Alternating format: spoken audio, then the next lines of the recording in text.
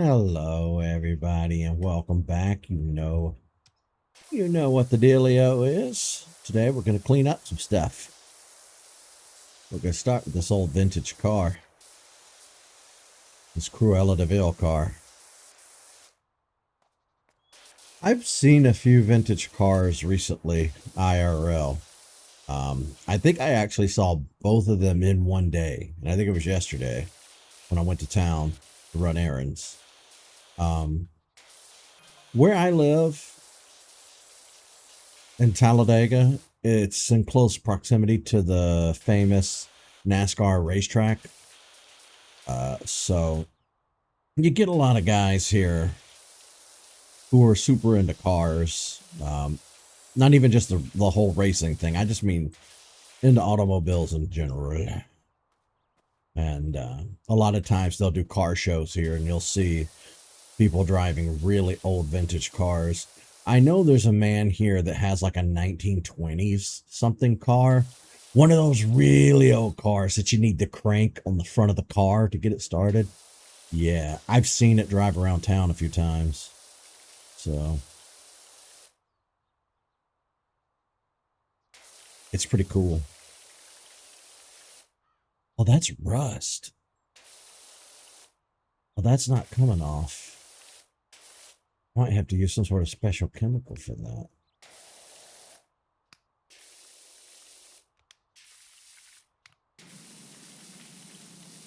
Yeah. Or just the most high pressure thing imaginable.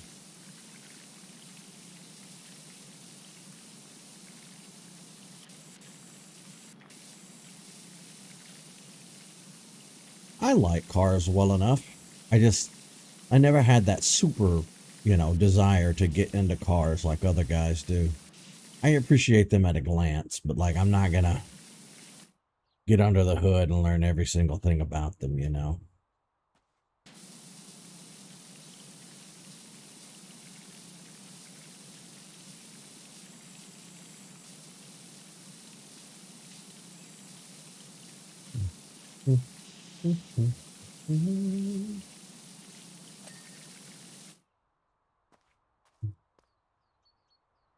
You are a mess.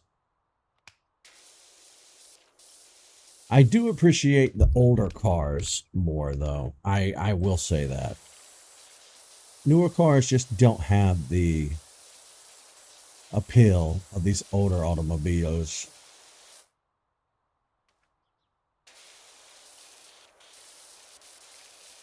They just don't. They simply don't.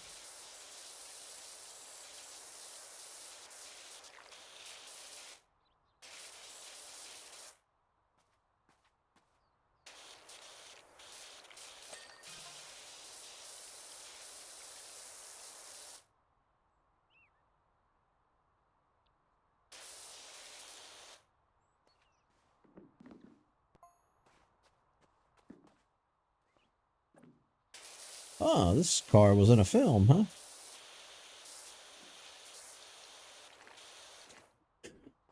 I know that when I was growing up, anytime I see them destroy an old car in a movie or on TV, it just it broke my little heart. It really did. Because once these things are gone, they're gone. I mean, I guess you could probably manufacture a new one as an individual person. Like if you had ton of money and the right know-how and like a shop of your own or something, it might be possible to like get the specs for one of these and then like kind of jerry rig your own or something. But no, like an original manufacturer, this is probably nearing 100 years old. Nah, no, no, no, no. It's irreplaceable.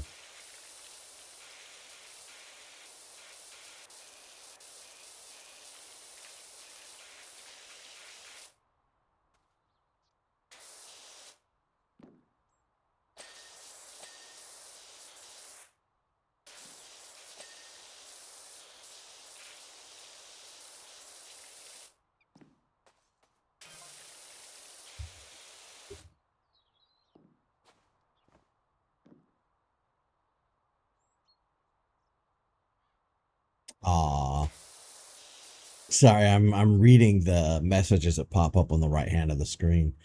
Looks like the owner got to keep the car even though the movie flopped. Well, silver linings, I suppose.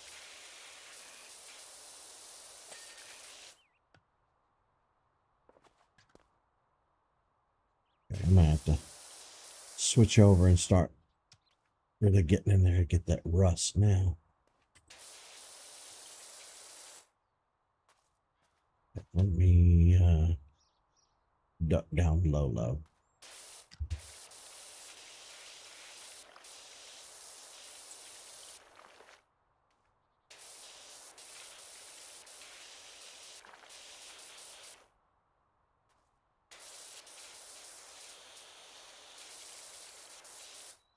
Okay, time to switch over.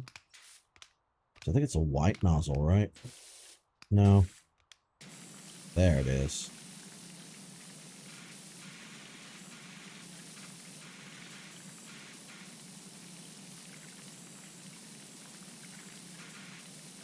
I do love a good white wall tire. I think they're really pretty and I love them. I do miss a lot of the aesthetics from the 50s. I think it was probably my favorite decade from the 20th century. Even though it was 30 years before I was born. It was still cute. Maybe not the segregation. That I can live without. That was dumb.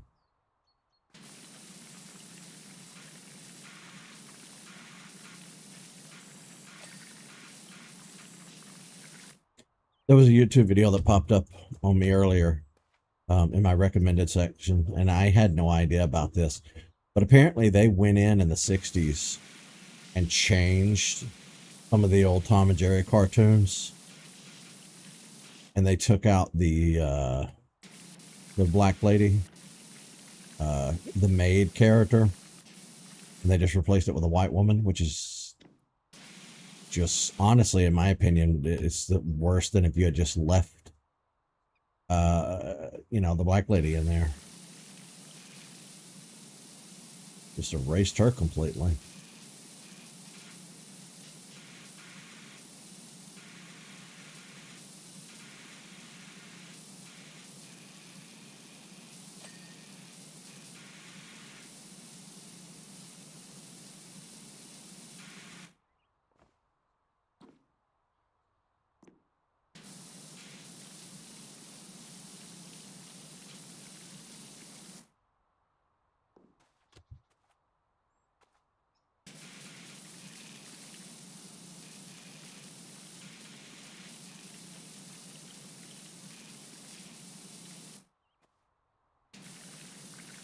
And there's a lot of rust. Also, I just want to point out, you cannot get rid of rust with a power washer. That is not how anything works. You could probably wash some of the like flakiness off of it, and maybe some of the coloration, but rust is rust. You can chemically get rid of rust, but you cannot do it with just water.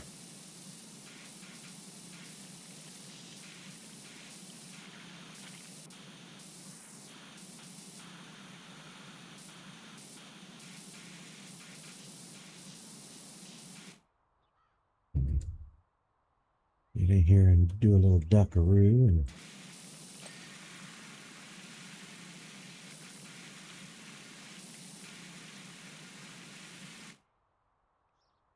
oh wow.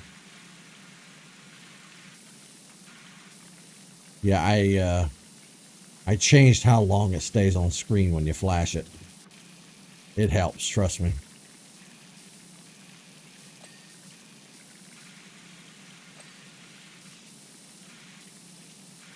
Sometimes it's hard to see with the naked eye.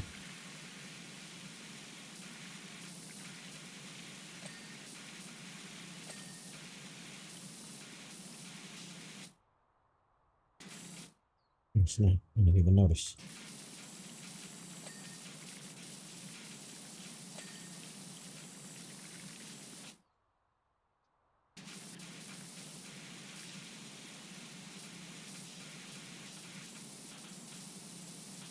did I miss that much?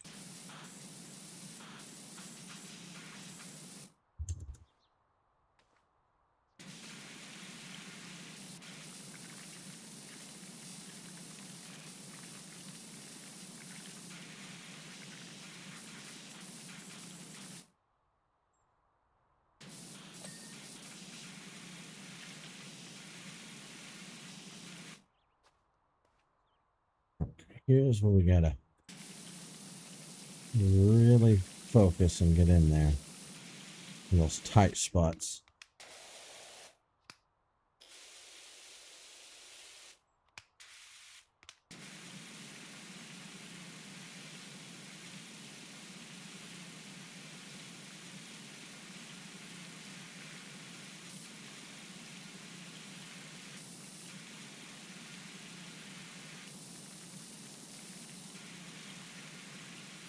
Oh, that's annoying.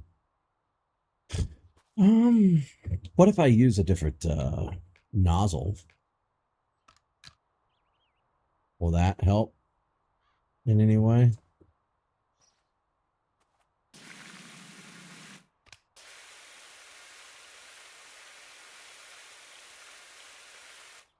No.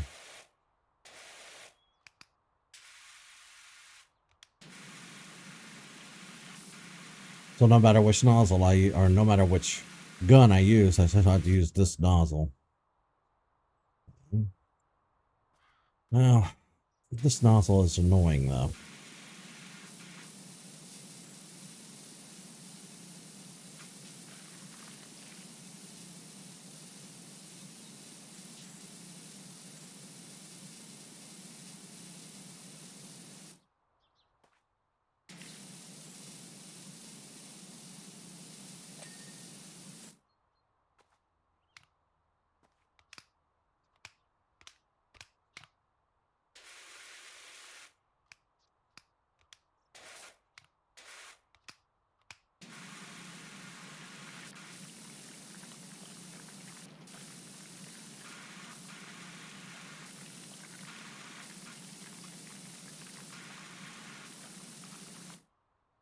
Now, when I was a kid growing up, my family always had. When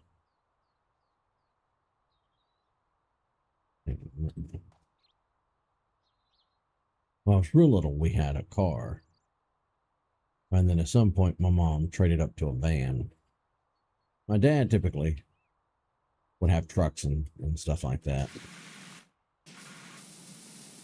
So I did get to ride in a lot of older trucks, you know, that came before my time. So like uh, 60s, 70s, those kinds of trucks were usually what my dad had. Use them as old work trucks, as whatever.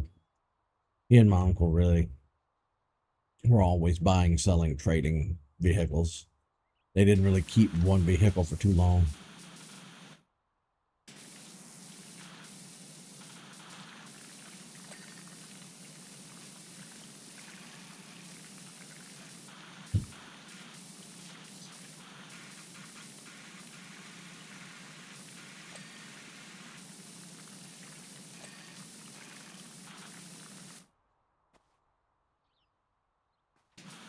I hear somebody thudding around outside my door.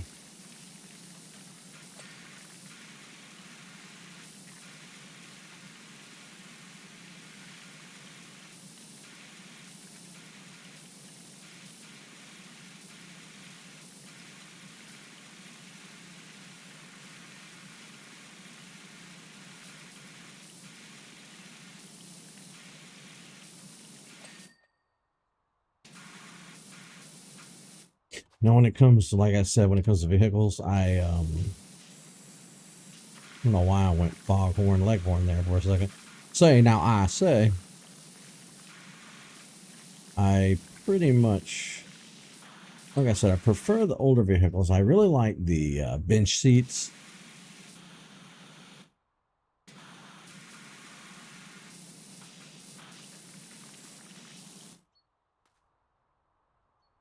Well, even these parts have to be. You're really corroded, aren't you?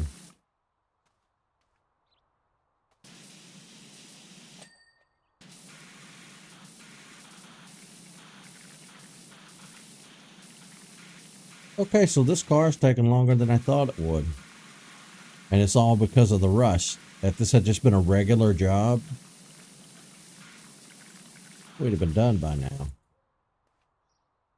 Lord help me, Jeebus.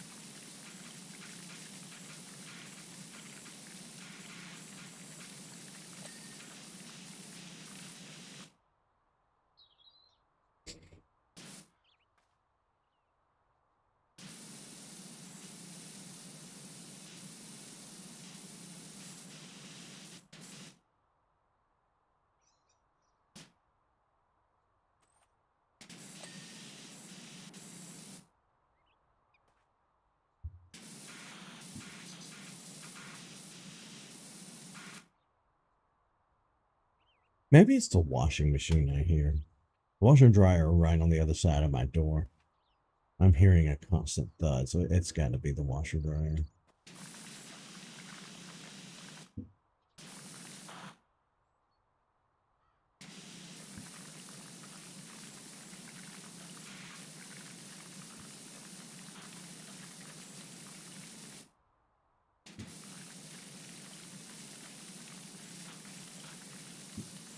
So yeah, I'm a living example. You know, just because you grew up around vehicles doesn't necessarily mean you know shit about them.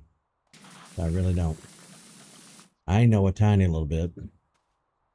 If a car breaks, I couldn't repair it myself. I'd have to take it somewhere. God damn.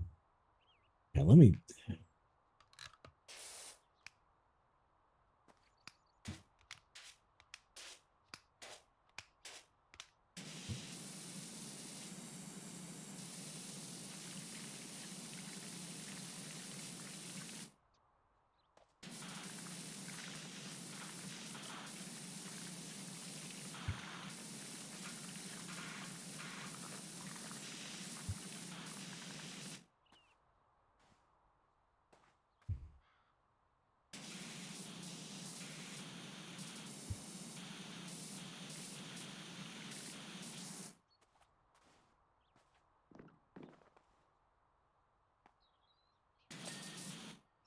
Really?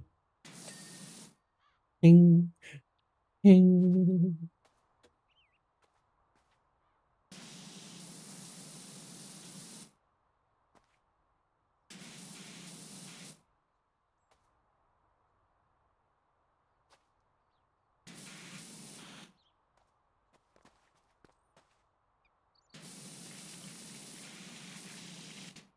Okay.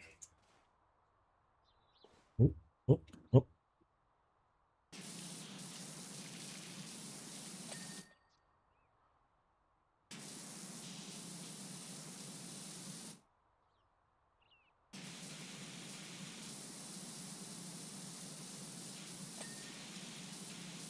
This was the better angle to get at it. But I've never ridden in a car this old, which is a shame. I would love to. I don't have access to one. I don't know anybody that has one. But it would be nice. Knock that off my bucket list.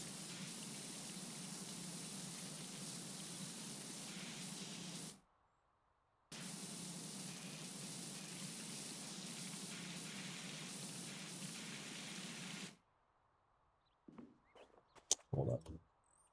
Ooh, yeah, I missed a lot over here.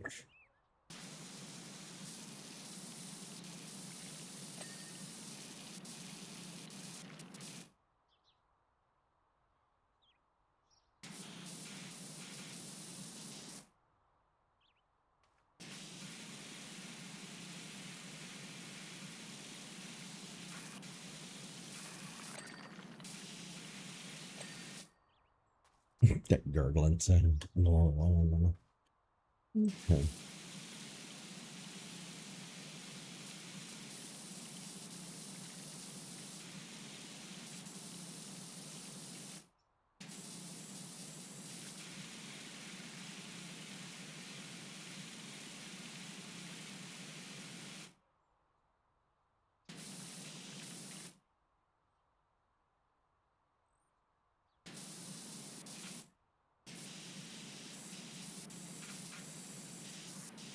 Thought I had this tire clean.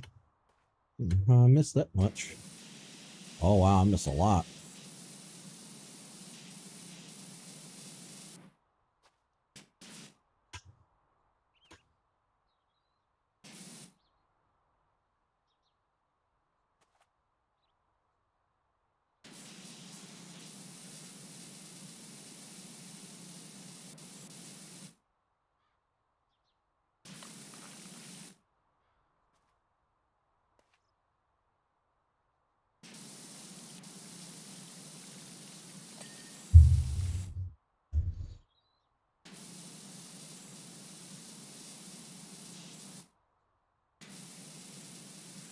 I do miss getting out in the summertime and washing the car. It's not something I've done in the past few years. I haven't had my own car in a while now. I've just kind of been here doing the YouTube thing and not really running the roads like I used to do when I was younger. I went to work and got my first job at 18. I got my license at 18 instead of 16, and you could not keep me at home. I lived on the road. I spent all my money on CDs, DVDs, cigarettes, gas, and I ran the roads. I didn't even have anywhere to go. I just liked driving. We used to loafer. We call it loafing. Call it loafing in the South. Just loaf about. And we continued to do that well through our 20s. It wasn't really until my 30s that I kind of slowed down a bit and started to really kind of need a reason to leave the house and go somewhere. I didn't just gallivant at that point to be gallivanting. Um, where's a spot?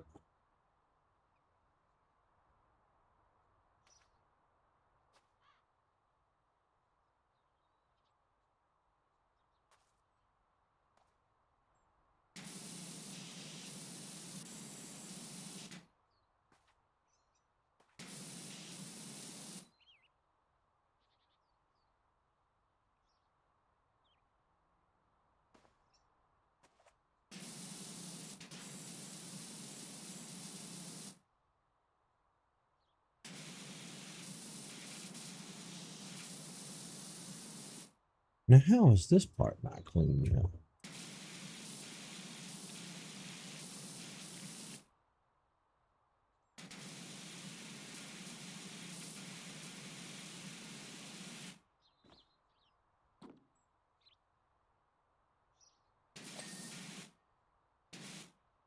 Gee golly, mister, now it is.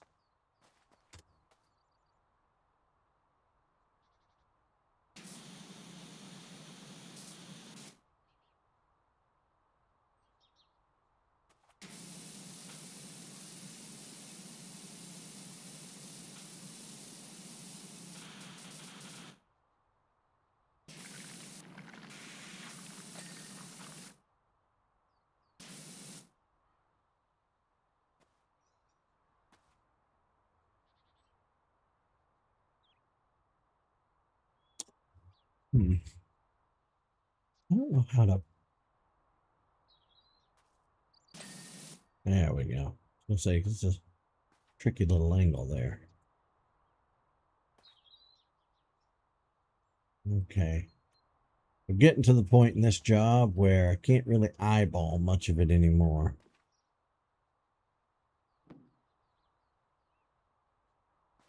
It's getting harder and harder to see where the orange spots are.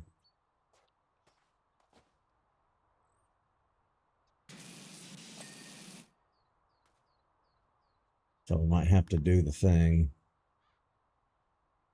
Door handles, door hinges, headlights and horns. Really? Okay.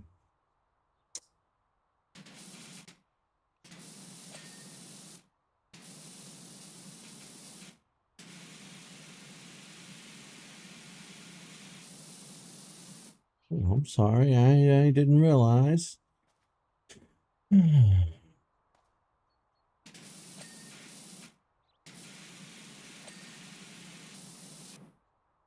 Well.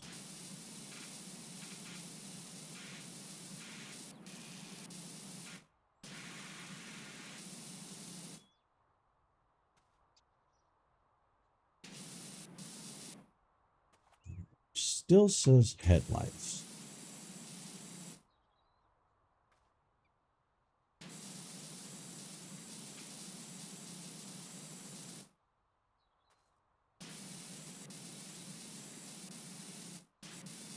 Well, whereabouts on the headlights?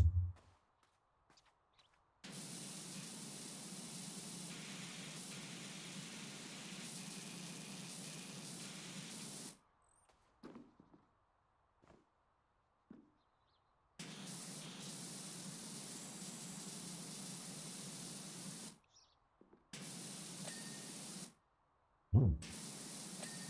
I guess I didn't get the top-down view, huh?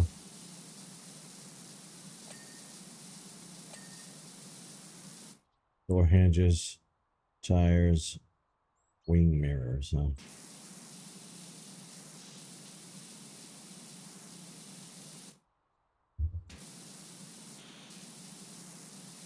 I could have swore I dinged.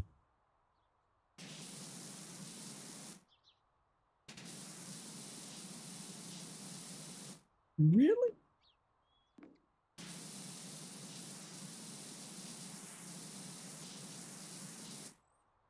I'm not really sure what a winged mirror is.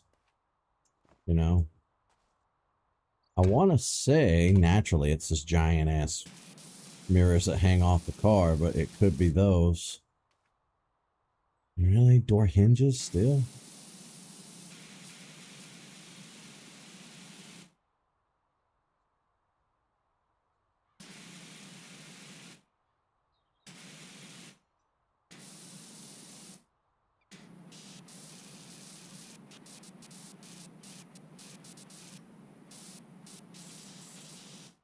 Hmm.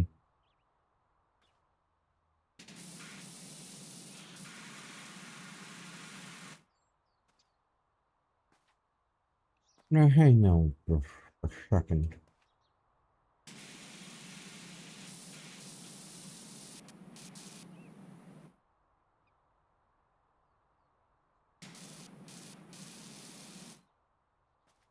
I don't know.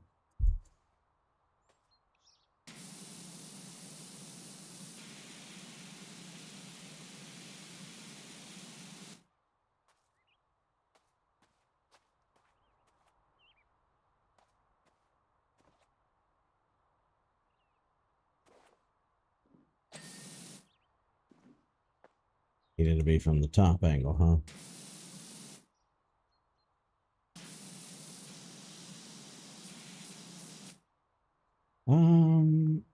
Tires. What tire did I not get?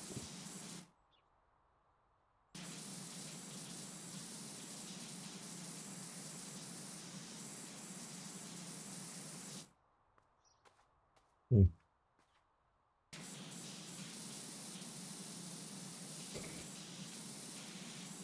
Greetings and salutations. Welcome on in to chat.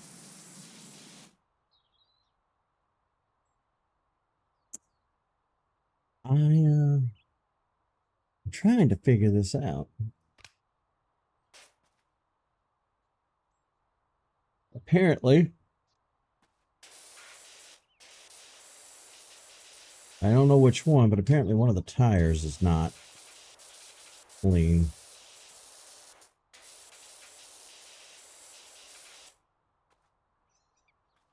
Which that's not how you spell tires either. Just unless that's some sort of weird British spelling. Monsters, process, trains, that's for minutes. Go for another 3 hours. Good lord.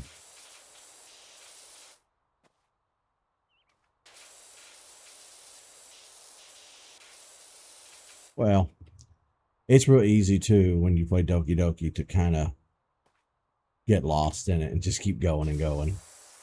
It's a good one. Well, I'm assuming you're talking about Doki Doki Literature Club and not that other Doki Doki, because I don't know what Doki Doki means. I don't know what it translates to, but I'm assuming there's more than just one Doki Doki game out there.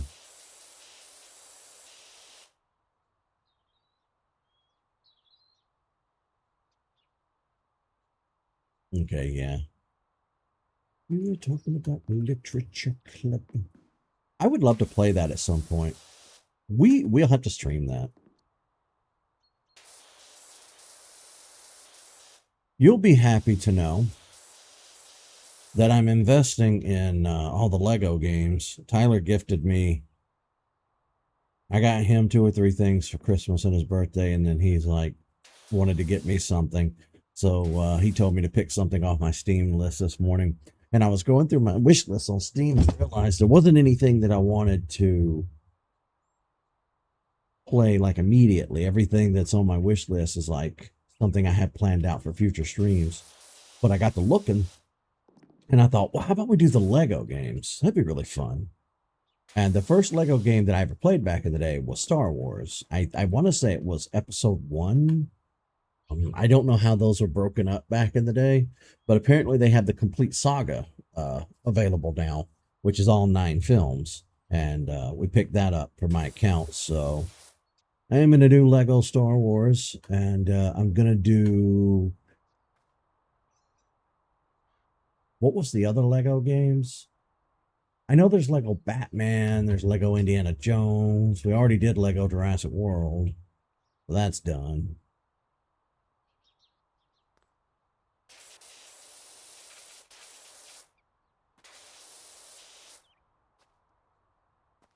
What the fuck is a wing mirror?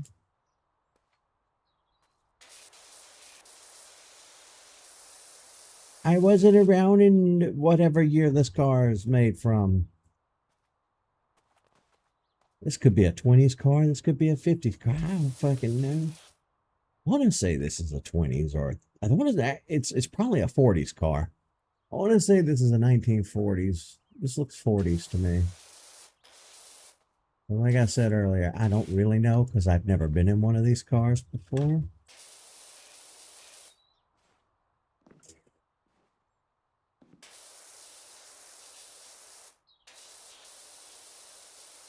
So I don't know what a winged mirror is.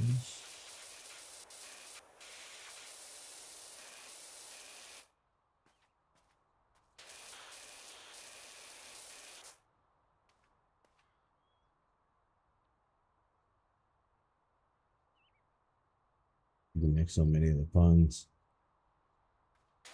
Wasn't that game one of those where it's a little different every time you play it?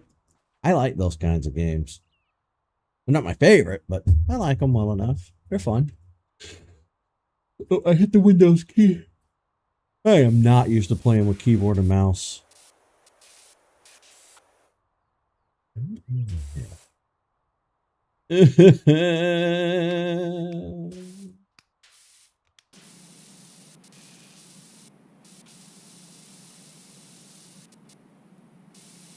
Okay, this is bullshit. I've cleaned these mirrors from every angle there is. What do you want me to do?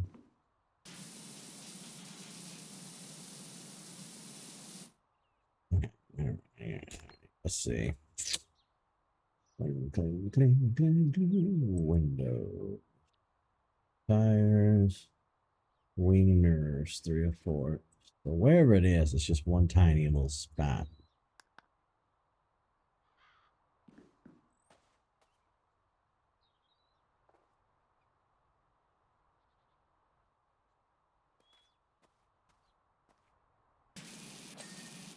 Oh, son of a bitch.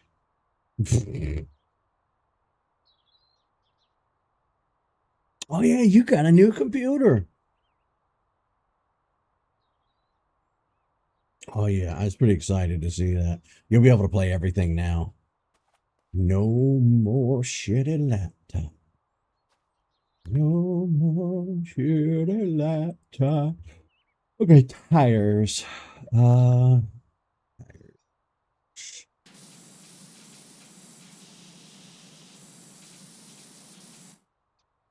weirdest spelling of tires. See, I want to say that it's going to be down here in these little cracks that I can't get to.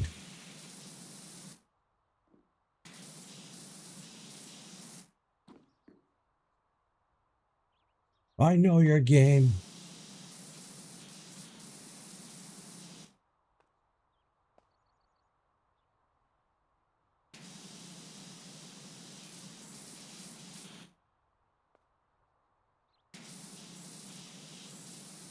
I might have to Google what a tire is.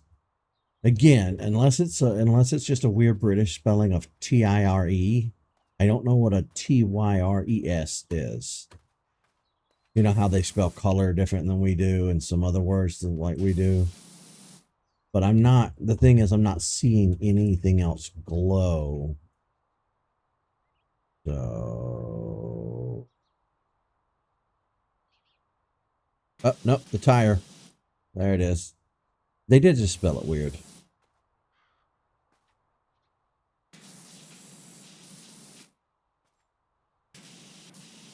How are you not clean?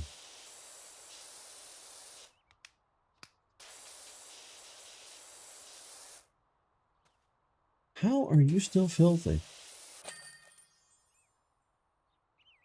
Oh,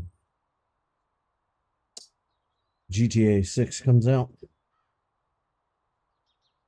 Yeah, yeah, they're gonna put it out on the consoles first before PC. Um, which is the stupidest thing they could do, in my opinion. However, other people have said, well, if they put it out on consoles first, it's done. Once you optimize something for console, you very, very, very, very rarely ever have to go back in and, you know, do much to it. Just some bug fixes here and there. PC editions of things, though, are always full of bugs. Even after they've been patched 100 times, they're still going to have bugs. Because when you patch something on a PC game, you break 8 other things. So I get it. It's just, you know, with GTA, you don't want to not only alienate your player base, you don't want to leave that window open. I would try to get it out on PC at the same time. But that's just me. Again, I don't make video games. I know that it's extremely difficult. So maybe, I don't know what I'm talking about. I don't know. Keyboard and mouse is always better than controller. Yeah, I mean, in a vacuum, yeah, that's correct. Like I agree with that, but it's not exactly easy for me to do. Oh, it was a 1922 car. It was a roadster. Okay. I said 20s or 40s. I knew it had to be one or the other. 1922 Chatsworth Roadster. That sounds made up. One of only 10 ever made. May have been hotter than the number 37, but she was church travel in style. The wash down live stream went viral. So we're hoping our new driving, I might have to get some glasses. Our new driving Miss Pebbles series will add another 100K subscribers to our channel. You mean driving Miss Daisy? I guess I didn't want to get copyright stricken. Okay.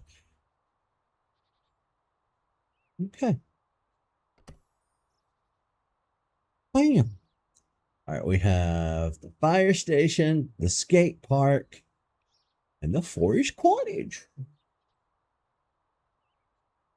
We'll do skate park first, and then when we come back in next time, we'll do the fire station.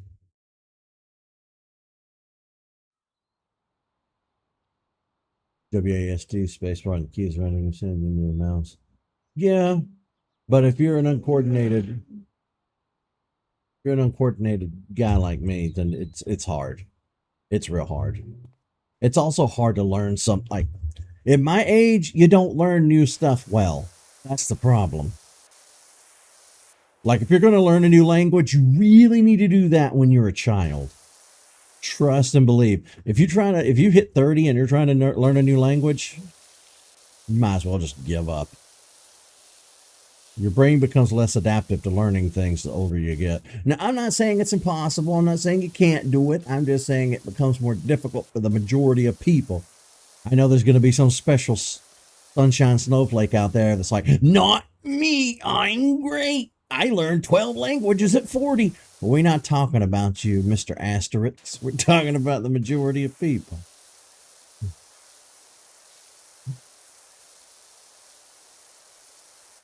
I really do hate that the alt-right co-opted the term snowflake, because that was one of the funniest insults before they co-opted that. Special little snowflake. They ruined it.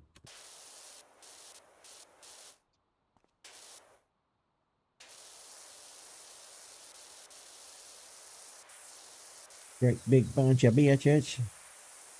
Ooh, I can walk on this. Hell yeah. Oh, we're going to get into some parkour now. Just trying to do the skate part. Uh-oh. I can't move.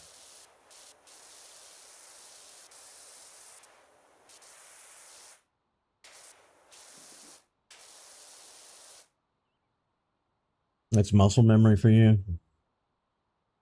That's me with controllers. You know, I've spent so many years playing with controllers that I can pick up any controller and learn the controls for a game in 2 seconds. But I fucking struggle with keyboard and mouse. Like I'm doing keyboard and mouse for this game. I'm playing keyboard and mouse right now. But I'm typically really only using W and spacebar.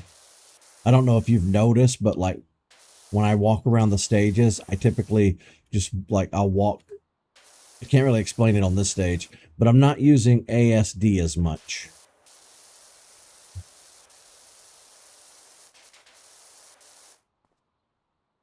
I'll learn it the more I do it. I hope.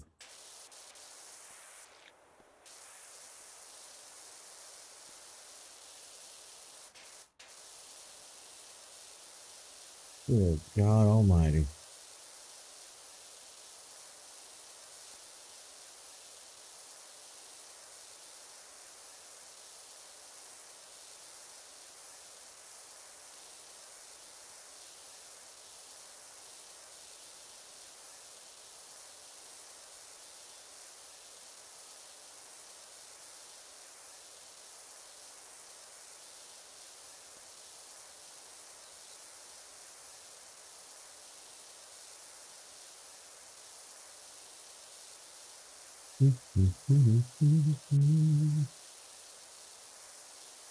Wonder how long this skate park will take.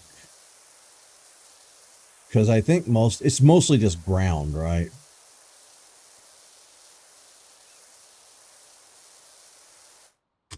Oh my God, it's pretty big.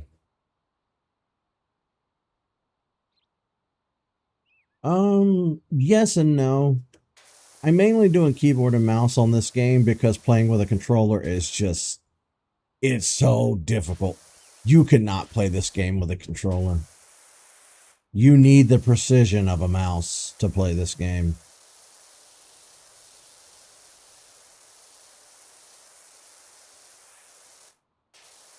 But, you know, secondary to that, yeah.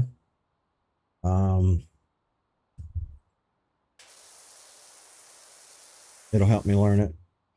Do you use a 100% keyboard? What does that mean?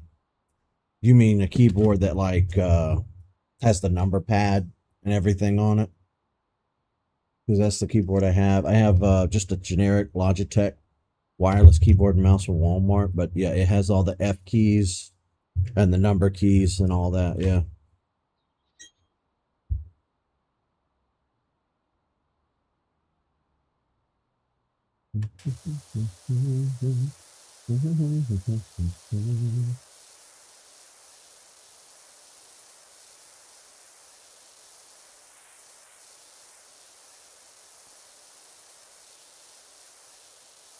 I don't remember if I even used the ladder on the first job we ever did. I don't even know if it had a ladder.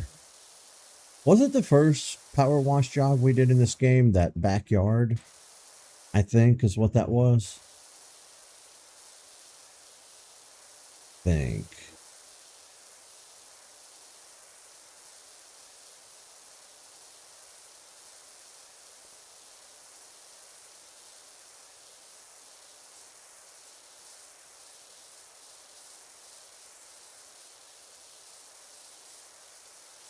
I know this ladder's in my way.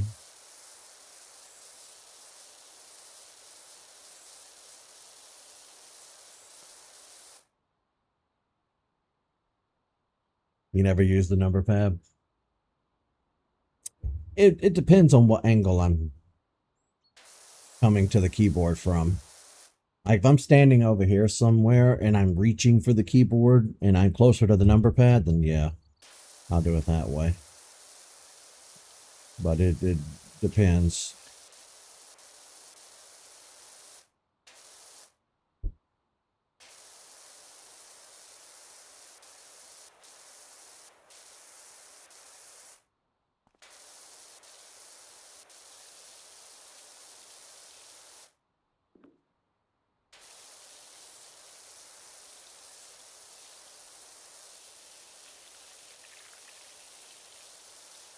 Not the water noise.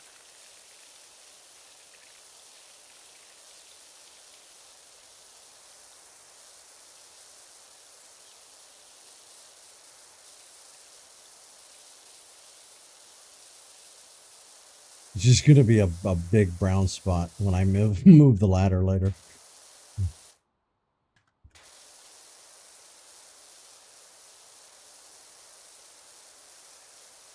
Hey, at least when we get this cleaned up, young folks will be able to come back in and skate. For sure they'll appreciate that.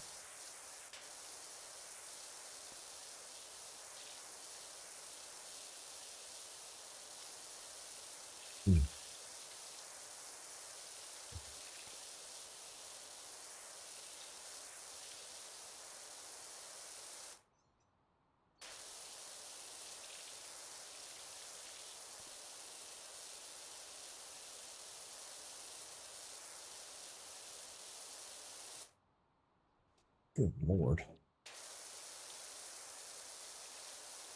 This goes beyond dirt.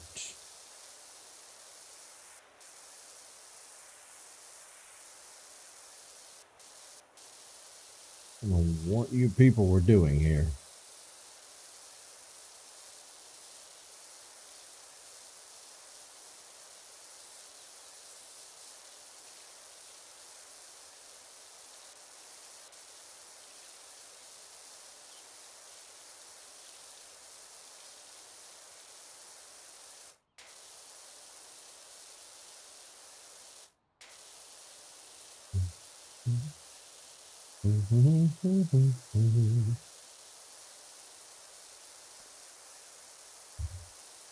See, I'm hitting the wrong keys. Backing up, just trying to walk forward.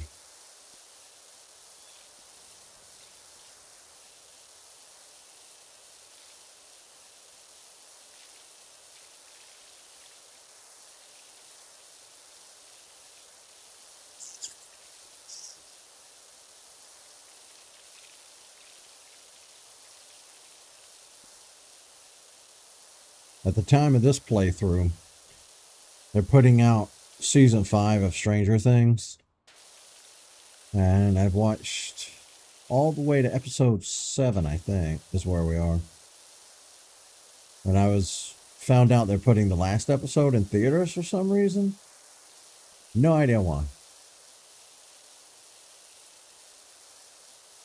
That's so weird to me. I mean, I'm not against it. I just don't understand it.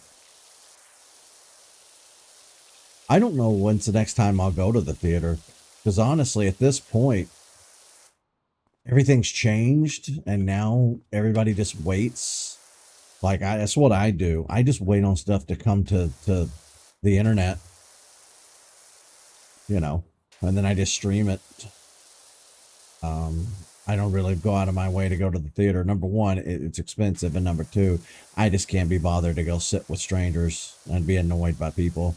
I don't have to leave the house. I'm not gonna. But I was trying to think. I remember I went and saw all the Jurassic World movies, and then I went and saw the Mario Brothers movie, and then I went and saw all three Sonic movies. Now, when Sonic 1 came out back in 2020, I think it was, I had myself a little, I still had a little friend group. I think it was me and like three or four other people. We went, and then we went and saw Sonic 2, and then by the time Sonic 3 came out, there was nobody to go. So I ended up just watching it at home. You know. But I don't plan to go to the theater unless it's something, you know. I think Jurassic World Rebirth was the last thing I went to the theater for this past summer. And I have no intentions of going back to the theater and seeing anything else anytime remotely soon. Which is a real shame because I really like going to watch movies. Going to the theater and watching a movie is pretty fun. It's one of my favorite, pastimes. It's just, what's the point anymore, You wait a couple of months, you just watch it from the comfort of your own home. It used to be a year or two. When I was a kid, movies, you go to the theater and you see a movie, and then you waited almost a year for the VHS to come out. And then you waited even longer for it to be syndicated for television. Opera GX VPN works. It didn't. Yeah, don't ever trust the VPNs through browsers. Do not do that. They do not work. It is a scam. You just need to get. I think Tyler and I use NordVPN. I don't remember what all VPNs exist.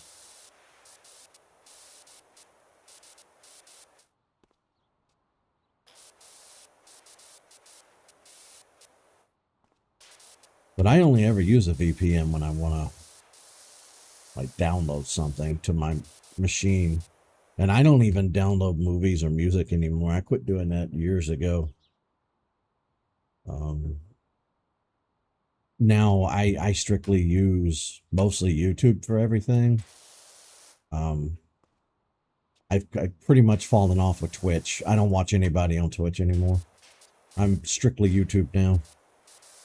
I got YouTube going around the clock. If I'm awake, I got YouTube going in the background, pretty much. But if I want to watch a movie, I'll use one of those websites. It's, one of those websites. I don't download it. I just go to the website and watch it. Which they can't legally come after me for. They have to go after the server owner.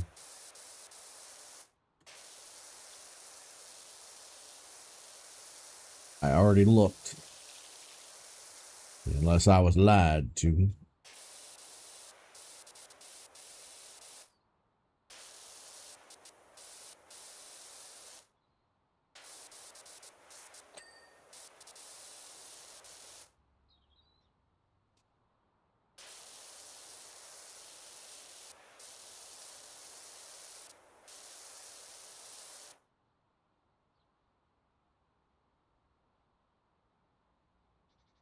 Watch the movies. Maze Runner. I wanted to watch that. I don't remember. I think there was something problematic with the author of Maze Runner. I think he's like extremely homophobic or racist or something. I don't remember. I just remember that they did a Maze Runner movie years ago, and it kind of tanked.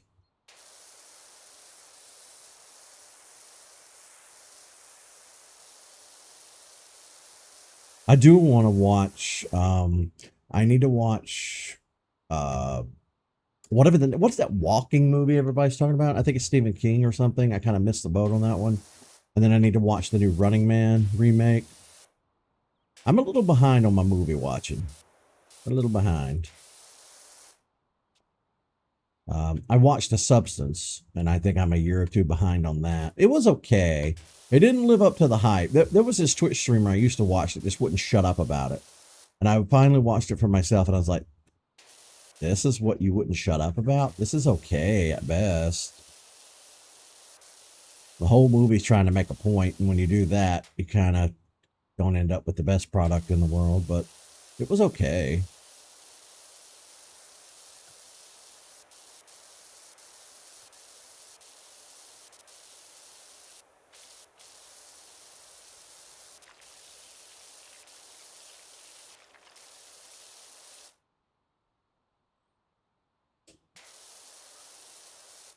Well, separating the art from the artist only goes so far. Um,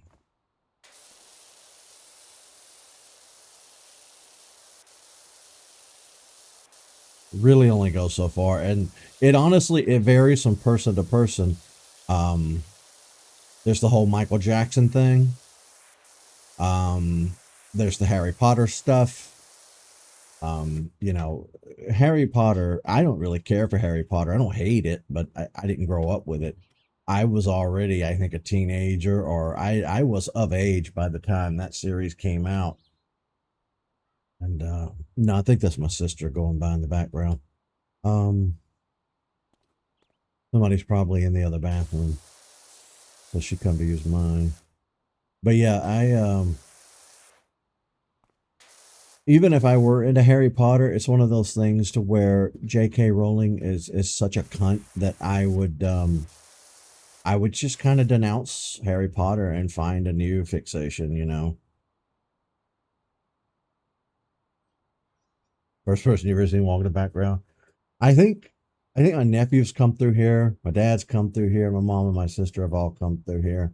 I couldn't tell you what episodes of what gameplays, but they've all been through here. I don't think anybody else has been through. Well, nobody else lives here, but I don't think I've ever had anybody else appear in the background. Eiler, maybe. But he's usually like on a Discord call. He's very rarely actually here in person.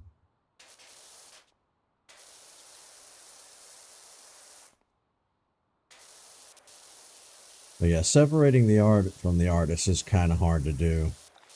Um, I, honestly, it's a by case basis, and I know people are going to say that's a cop out, and I should be ashamed of myself. But I'm sorry, but it is. Like Michael Jackson's dead. He's dead. Me listening to his music's not going to put any more money into his pocket. I mean, it'll enrich his family, but his family's not the ones who did the thing he did. You know what I mean? Um, but then like J.K. Rowling, she's still alive and she still gets every, you know, she still gets penny. She still gets, this is she gets every penny. She still gets tons of money off that franchise. So I'm not going to support her one little iota. I was talking about the Lego games earlier. If there's a Lego Harry Potter, I'm not touching it with a 10-foot pole. You can go fuck herself. And then there's a band that Tyler and I kind of disagree and argue about. I want to say it was the Lost Prophets. I think. If it wasn't the Lost Prophets, it's another one of those early 2000s alt bands. The lead singer not only was pedo, but apparently he was into banging animals and pro murder. Like I shit you not, he confessed to all this. He's dead now. I think he went to jail, and I think the prisoners fucked him over and killed him, or fucked him up and killed him. But yeah, he was a sick son of a bitch, very sick son of a bitch, who got exactly what he deserved and what was coming to him. But Tyler's argument is, am I just going to stop listening to that old music? You know, there were other members of the band that worked pretty hard on that music. And I'm like, I get your point, but what did Michael Jackson do? Oh boy. What did Michael Jackson do? He buggered some little boys, allegedly. Um, Michael Jackson is also like a special case. Because unlike you know, you watch those videos of Chris Hansen busting people on the internet or whatever TV channel that To Catch a Predator show used to be on. Um, those types of people always, they come across a certain way, and once they're busted, they usually either deny it or try to run from it. They don't try to bullshit with excuses. Michael Jackson tried to bullshit with excuses. Um, Michael Jackson's claim was that he didn't have a childhood. His father was abusive, physically, emotionally, mentally, all around. He grew up, as part of the Jackson Five, constantly traveling, not going to public school, not being able to play with other kids, and he got a raw deal. And as an adult worth millions of dollars, he could afford to have a childhood. So his home was nothing but like carnival rides and toys, and he wasn't a real father to us. Again, this is not my opinion. I'm just explaining since you asked a question. I don't want his lawyers coming after me. But he had Neverland Ranch, and he would have children over. He'd have little boys over, and he would sleep in the bed with them and play games with them and stuff. In his defense, he would claim in his defense that he was just trying to be friends with these boys because he had kids of his own, and he would invite the kids over to play with his kids, and it was just highly inappropriate. I don't care what, okay, we get it. You had a rough childhood, it sucked. Your dad was a monster. We get it. But you're a grown ass man. You can't be in the same room with strangers' children. I mean, it's one thing if your own kids sleep in your room for whatever reason, that's your own business as long as you're not harming them. But these are children who are not family. It was all just very icky stuff. And he always denied every second of all of it. And you will get people who vehemently defend him and try to pretend he didn't do all that stuff. Then you have people who will say, well, I'll never listen to his music again. Then you have people who will say, I'll divorce the art from the artist. And it's, and you feel, you want to feel bad for him because his childhood was garbage until you remember what he did. And there are people out there who will straight up deny that he did any of that stuff. You know what I mean? And he didn't die of natural causes either. Like, he didn't die of old age or anything like that. Some people think that he was murdered. Some people think that the music industry was out to get him, or maybe family was out to get him, or his doctor was out to get him. There's all sorts of conspiracy theories out there. I don't really have an opinion on that myself. He could have just had mental issues. He could have been depressed and OD'd on his own. I don't know. I wasn't there. I couldn't say. All I know is that Michael Jackson made some of the best music that's ever existed. I mean, his music is awesome. I mean, who doesn't like Michael Jackson's music? It's great.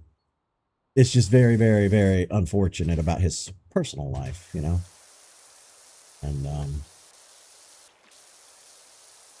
3 Days Grace, that was the other band I was thinking of. If it's not Lost Prophets, it's 3 Days Grace, but I want to say it's the Lost Prophets. I don't think it's 3 Days Grace. But yeah, separating the art from the artist is something that I hypocritically try and do on a case-by-case basis. You shouldn't do it on a case-by-case basis, but I do. And I will admit, I don't listen to the radio hardly ever anymore. But if I'm in the car and I have the radio on for whatever reason and a Michael Jackson song comes on, I'm not going to turn it off. Now, I will tell you what pisses me off to no end. You have these modern day, still alive artists who will do heinous stuff and get off scot free. that too. That P Diddy documentary just came out, and I watched that, and I was like, okay, so he clearly had Biggie and Tupac murdered, and he's been living free all these years, just like O.J. Simpson, who fucking murdered somebody and just got off scot free. And then you have R. Kelly, who's done stuff and has been canceled, but still continues to make music that people listen to. Bobby Brown killed Whitney Houston, got away with it, beat her, abused her, ruined her career, ruined her as a person, ruined her whole life, got away with it. People still listen to his shit. There's tons of people like that who do terrible, horrible, heinous things, and people just won't hang the phone up on them. They will still buy their albums, still listen to their music, whatever. Like it boils down to where do you want to plant your flag of morals? Like there's so many people who just keep buying Harry Potter stuff, knowing that cunt gets money from it. Now, and again, you're entitled to your opinion. It would be one thing if J.K. Rowling just came out and said, I personally don't agree with it. I don't like it. It rubs me the wrong way. And then she shut the fuck up about it forever. We wouldn't like it, but we would have to respect that she had her own personal opinion. It's the way that she just won't shut up about it. And it's the vile, nasty things she said about trans people. You know what I mean? She keeps going, keeps going, keeps going. And there's no coming back from that. She's garbage. So, I don't know.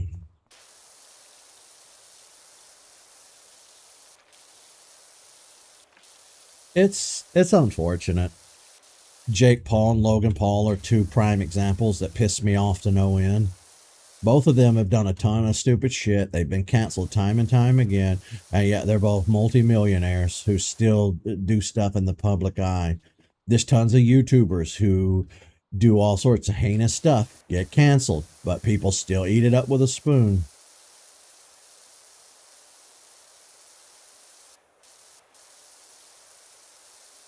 There's all the like, uh, who are those YouTubers that I don't? I've never watched these YouTubers, but I know that they're quote unquote problematic. There's James Charles, Dane Dawson, Onision. The list goes on and on. And I know about them, but I've never watched their YouTube channels. But I know they've done terrible things. I couldn't tell you what they've done. I just know from other people that they're apparently garbage. But I don't know. I don't know.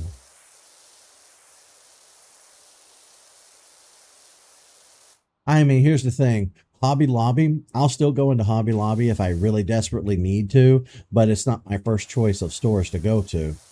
You know what I mean? I don't outright boycott them, but I also don't break my neck to give them any business. And I feel the same way about Target.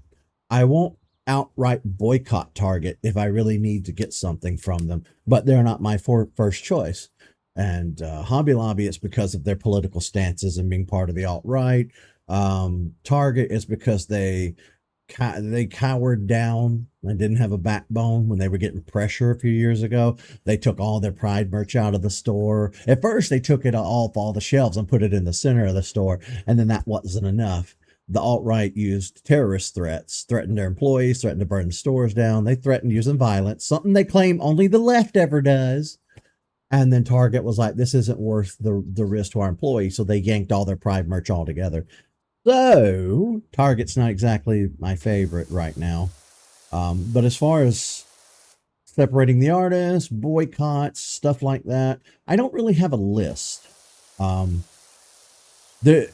my head, off the top of my head, there's really only one establishment that I refuse, and that's Chick-fil-A. I will not go in one. I will not eat their food if it's offered to me for free. I will not buy their food on my own.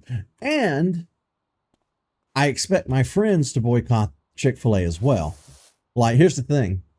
I don't expect all my friends to be the same politically aligned as I am. I don't expect all my friends to have the same opinions that I do. If my friends see me boycotting something, I don't necessarily expect them to boycott it too. My friendship with people doesn't have a contingency attached to it, except for Chick-fil-A. They are so heinous, so vile, and so like loud and opinionated about how terrible they are that, yeah, I will most likely have nothing to do with you if you support Chick-fil-A. And what kills me is I have seen YouTubers, LGBTQ YouTubers, who will fucking eat Chick-fil-A, do Chick-fil-A mukbangs. They will sit there and eat Chick-fil-A knowing they're gay as hell. And I'm like, this, you're stupid. You're fucking stupid. Okay.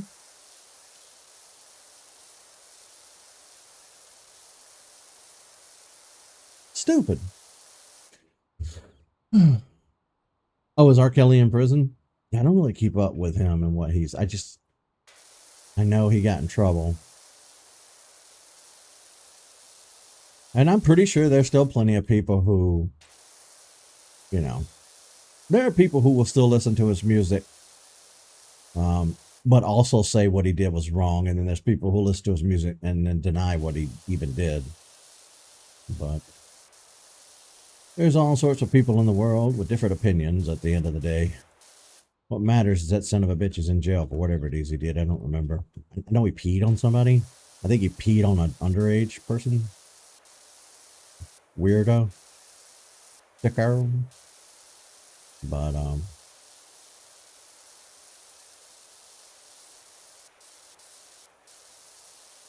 I try not to be I try not to be one of those like really uppity people who just boycotts everything that doesn't sit right with me.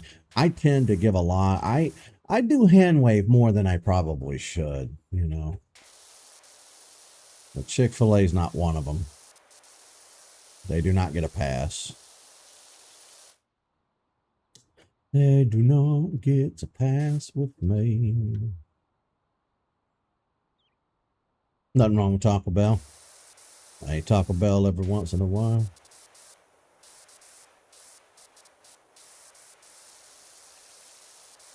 Here's a good example. I posted this in the Discord today. I came across this this morning or last night. Toyota has decided to pull back on their. Apparently, they used to support the LGBTQ by participating in pride events and public things. But I saw that they're pulling back from that. It doesn't mean they're anti LGBT. It just means they're no longer going to be like openly participating in events and things. That's fine. You ain't gotta, go out of your way for stuff like that. I think that the general public just doesn't want you to be anti. Like not being anti is the bare minimum. You know what I mean? You ain't got to like it. You ain't even got to agree with it. You can even hate it at the end of the day. I honestly, I couldn't be fucked to care how you feel about it. But when you actively like spend money, lobby politicians, rile up the stupid idiots, the stupid people in society, like when you start doing all that crap, that's what Chick-fil-A does. Then we got a problem. Then we got a problem.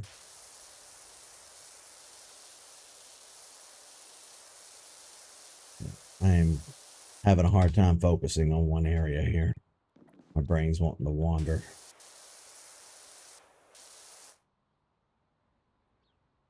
Yeah, and you don't have to.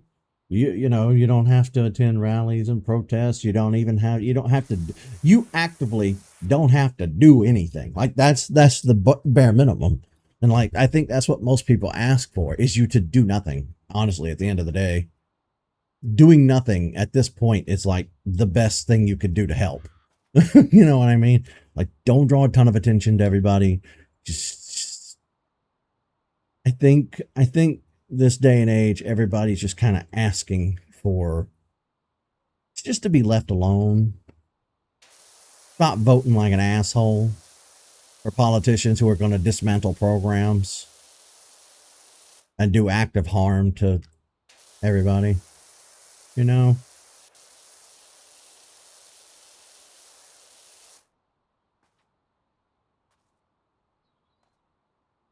Because honestly, what you want at the end of the day is you want the most good for the greatest number of people. And that's real simple to achieve. But for some weird reason, so many people have a hard time with that concept. And I'm gonna say this, and a lot of people gonna really hate this, but it's a lot of it's religion. It really, a lot of it's stupid fucking religion. Sorry, but not sorry.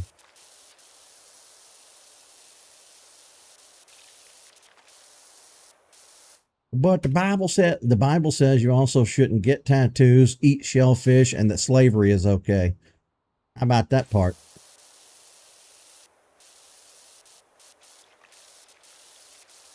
hmm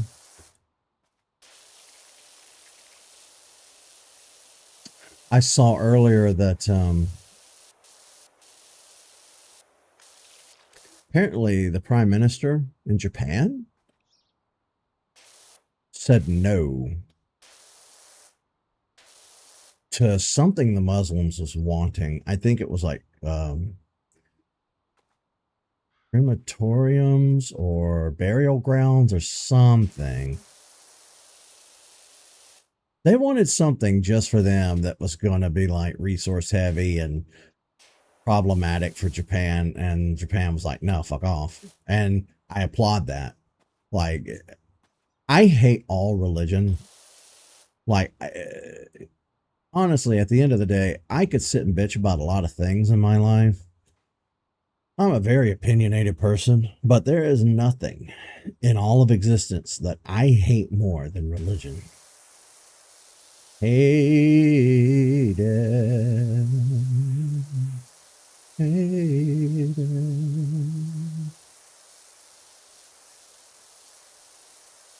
Look at are those kitty paw prints or puppy dog paw prints?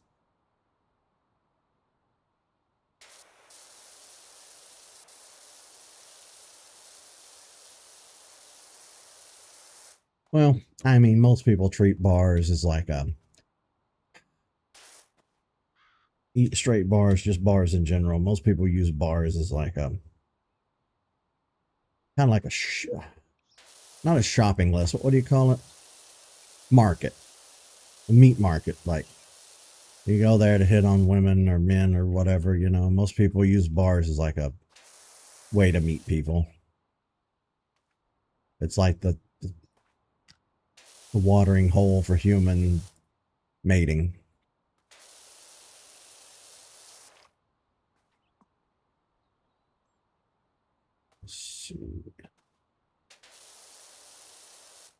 You know what? If I press that button, we might be able to see this better.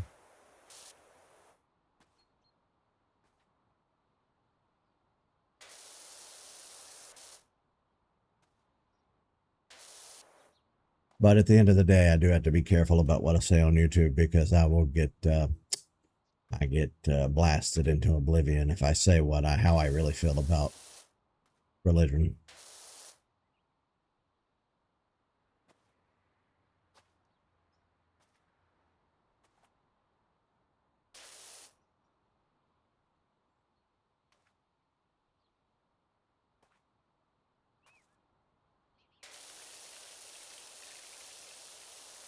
Wait, is that graffiti?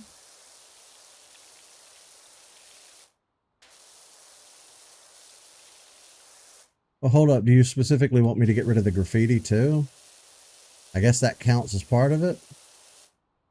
Yeah, it looks like it. Looks like that counts. All right, I'll get rid of it. No problem, dude. You don't want the graffiti? On the leg of the bench. Yeah, probably. Give me a second and I'll double check. I'm gonna have to get in there at a couple of different angles.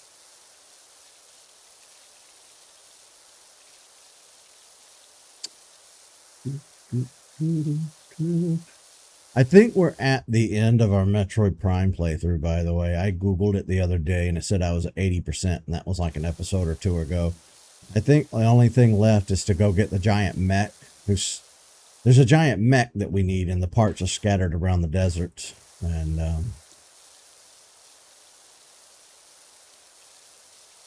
I'm so sad. I don't want that playthrough to end. It's a very short game. I don't know if you guys noticed that. I don't like that. I don't like how short it is.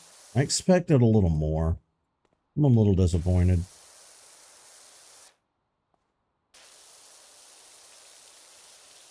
Ooh.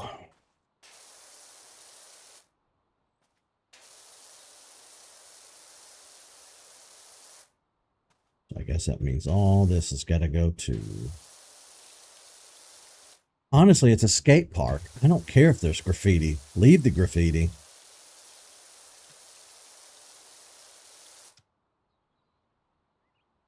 But the game counts it.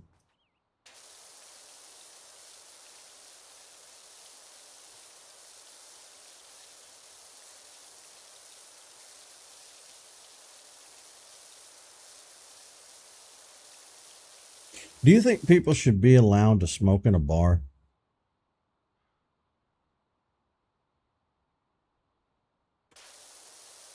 Oh, you don't watch the Prime 4 playthrough because I don't communicate with chat. Yeah, that was a decision that I didn't make lightly with the Prime 4 playthrough.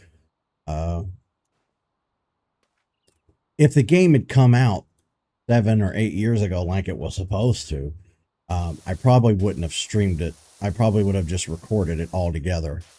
But it's a special case. I won't do that on other games.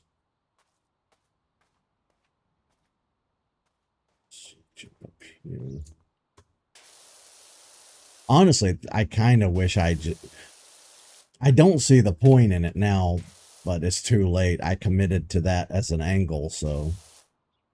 But maybe at least in the first stream I could have just done it and then enable chat for the rest of the game. I don't know.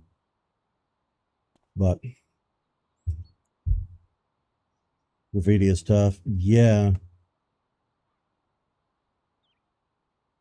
Yeah, I love watching trains in general because it's just nice. It's fun to watch trains. I don't know.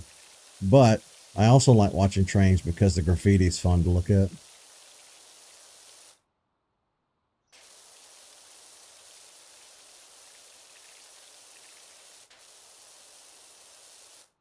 I like graffiti if it's in the right place. I really do. I appreciate it.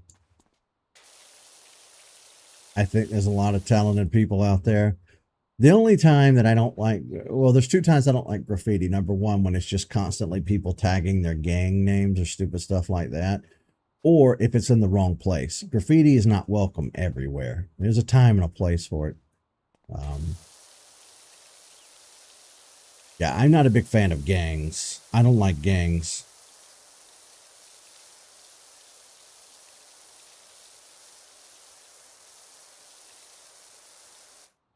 When I say I don't like gangs, I don't mean like in a video game or media or something cutesy. I mean like real life gang violence. I think you got to be a real low life scumbag, douche nozzle piece of shit to be a gang member. Innocent people suffer because of gang violence. Drive-by shootings, neighborhoods suffer. It's stupid. I used to feel that way about the mob, but over the years I've kind of... the mafia doesn't have the same inherent immediate danger to the general public as, say, gangs do. Gangs typically tend to be like an urban threat to communities, as to where mafias do more damage to the system, like to the government, you know. I don't think I really give a fuck about the mob. As long as I don't mess with them and they don't mess with me, I feel like there's a mutual respect there of us minding our own business. They want to knock off a shipping container full of electronics and sell it and make a profit. Be my guest. No skin off my ass. But if I'm just outside walking in my neighborhood and a car full of hooded jackasses do a drive-by and I get shot, that's a problem.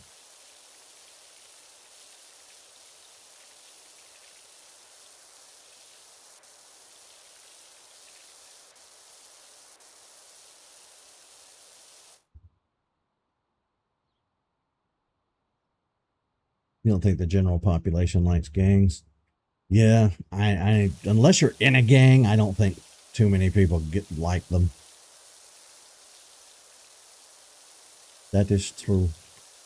I mean, they're just terrible for society. And it almost always boils down to being a dick measuring contest. Almost always.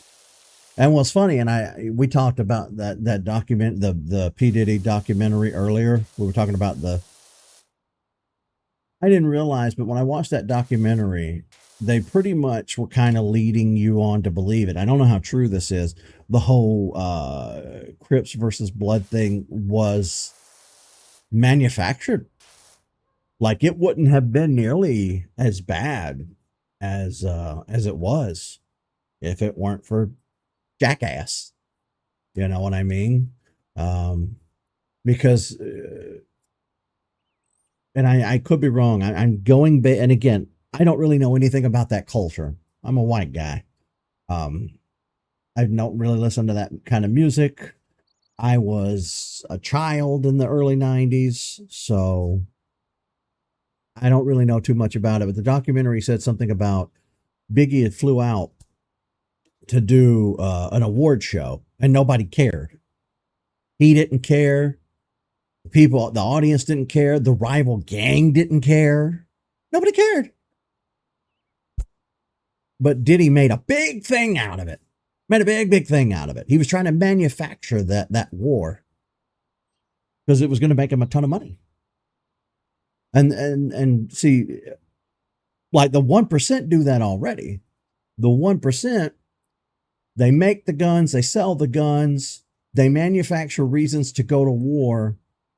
And the people who lose when countries go to war are going to be middle class down. But the upper class and the elites tend to make a shit ton of money. Shit ton.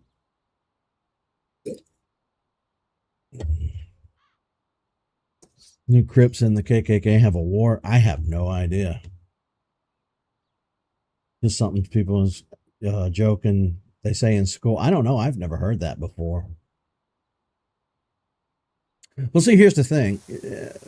Yeah, I don't listen to that kind of music, but I have a deep appreciation for the older stuff. I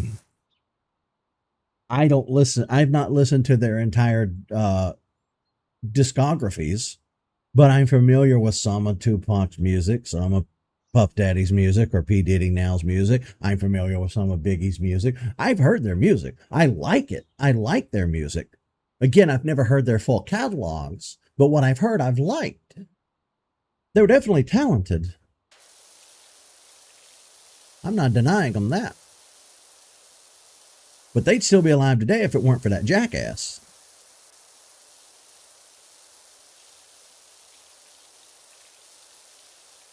And the documentary is so frustrating because he's never going to be punished for those crimes. I think that's one of the things that irks. I think that's one of the things that irks me the most about society. And this isn't just limited to the United States. Rich people very rarely ever pay for their crimes. Remember when Martha Stewart went to prison? She went to like white collar rich person jail. She didn't pay a damn thing for her crimes.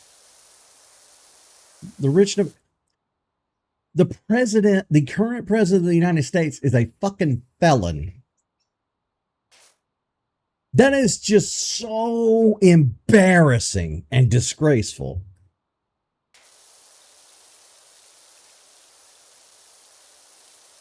Mm.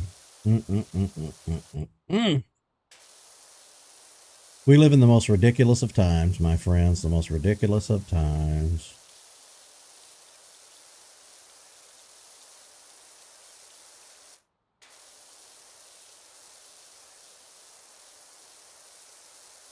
But yeah, going back to what we got sidetracked. I was asking earlier, do you think people should be allowed to smoke in bars? Like, I get it that you can't just stroll through Walmart smoking a cigarette or smoke a cigarette in McDonald's or whatever. I get that, and I agree with that. But bars, that's like the one place you should be able to smoke and indulge. I mean, you're already there drinking.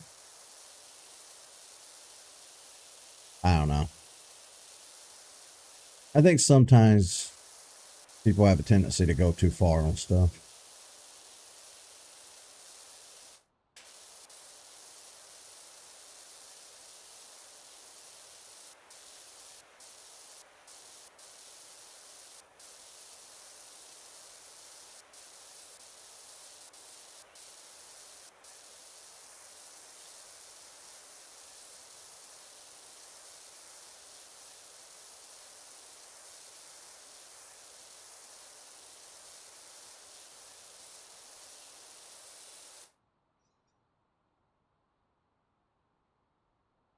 Just a room full of poison. Yeah, pretty much.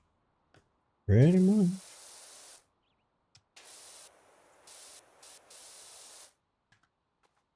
I tell you what's so ironic about cigarettes and alcohol is that we all know that they're bad for you, right? They give you cancer, cirrhosis of the liver. They add to poor decision making. There's other health problems. Smoking comes with a long laundry list, not limited to just lung cancer and emphysema, but many other things. It's bad for your skin, yellows your teeth and your fingernails. The list goes on and on and on and on. But these people, these people will smoke a pack a day and live to be 100 years old sometimes. And I'm just like, how? How the hell did you manage that? Like, there was this one lady that lived to be 110, I think. She was over 100. And they were like, "What do you do every day?" She's like, "Well, I have a glass of wine every day. I smoke a cigarette every day, and I eat chocolate every day." And I was like, "How are you alive?" You'll have to Google that to find it, because that's been some years ago. And she made it over 100.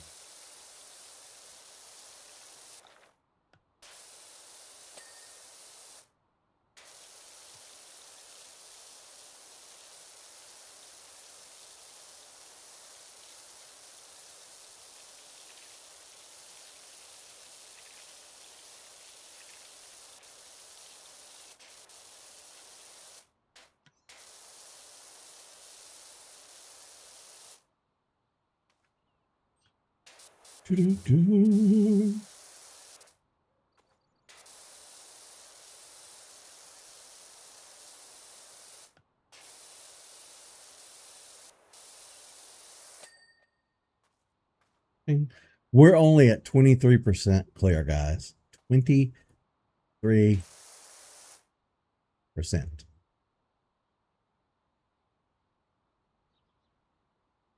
Grandpa was in the hospital for falling and all that, so he hadn't smoked in a few weeks. When he got released, he went back to it. Yeah, it's you ain't giving it up that easy. It's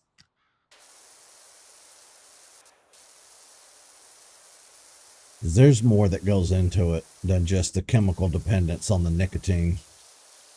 There's the habit itself. It's a comfort thing.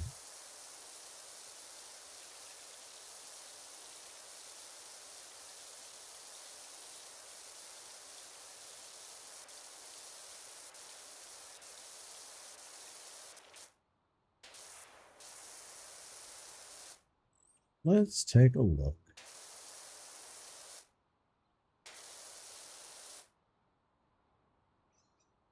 I didn't even notice all this graffiti. It blends in so well.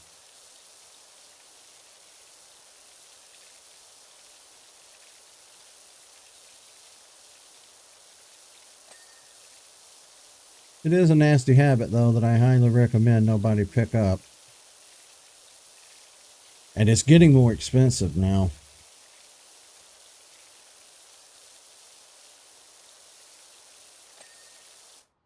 Ding. How hard was it for me to stop smoking? Near impossible. I smoked for just a little over 10 years and I tried to give it up many, many, many times. I tried everything. I tried the patches, the gums, you name it. I switched over to just smoking like little mini cigars for a while. Um, I tried all the mental gymnastics that they tell you to do. Drink tons of water, find new hobbies to do instead of, smoking. Um, I'd always chew on the end of a pen because of the oral fixation aspect of it. Um, it was a nightmare. And then two, when you're trying to quit and there's still so many people around you who keep smoking, that can also, you know, that can trigger you into smoking. And here's the thing, I gave up smoking in 2016. So it's been just about 10 years. I've not smoked anything, not a vape, not weed, not cigarettes. I've not smoked since 2016, and I intend to keep it that way forever. Um, I still will have dreams every once in a while about smoking. Like I'll have a stress dream where I've started smoking again. And in the dream, I'll just be like, no, I don't want this. Why? Why?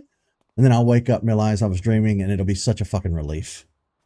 Oh my God. So that, like, I think that's just permanent. I think that's just my life now. Because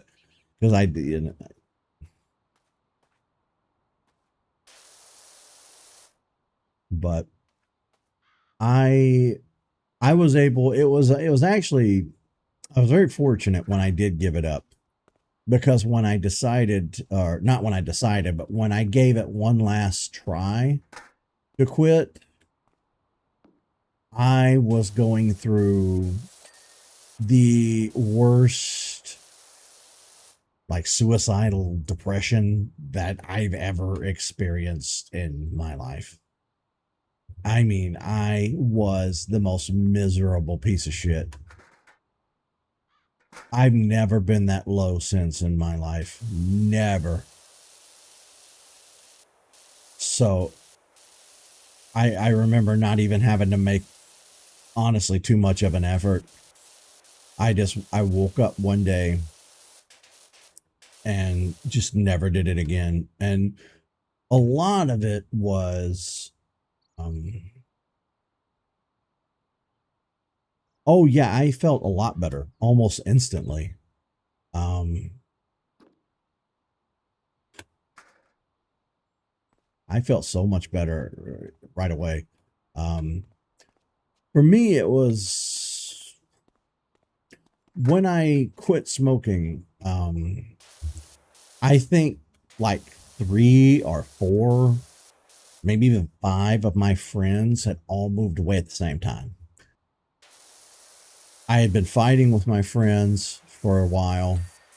They were miserable. I was miserable. Everybody was miserable with their lot in life. Nobody liked their jobs. Nobody liked where they were. I had a friend living with me. We were doing the roommate thing. And he stayed with me for 2 years, rent free. Didn't pay a dime. No, he didn't pay for utilities, rent, food, nothing. Um, and then there towards the very end, we were like, well, maybe you start paying a few dollars a month for rent. Nothing crazy. I think it was like $40 a month rent.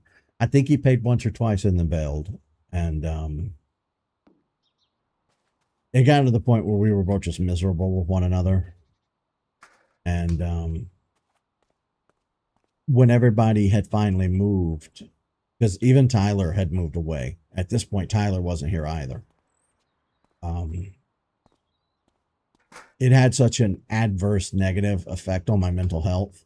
On top of everything that I was going through unrelated to my friends at the time, um, I was going through some personal stuff, too. And the nicotine, like there was no fiending, there was no like the chemical dependence that comes from cigarettes didn't even play a factor in my daily life. It was just gone. And did I smoke the hard cigarettes? Well, I smoked. It varied. For years and years, I would just smoke regular cigarettes. I would bounce around from brand to brand. I would smoke Marlboro. I would smoke this, that, and the other. Sometimes I would smoke menthol. Sometimes I would just smoke regular. Towards the end, though, in the last couple of years of smoking, I did switch over to light cigarettes. Now, I had a buddy at the time who hated filtered cigarettes, and anytime he was around, I would we would just roll cigarettes and we would smoke them unfiltered. But then you always get like the little pieces in your mouth, and you're always spitting, and it's gross. It's real gross. And but no, it varied. It varied. I would say most of the time, like full strength, not the lights. We would smoke little cigars too. We'd have a black and mild sometimes, or what those nasty ass white owl cigars that every gas station has that nobody wants.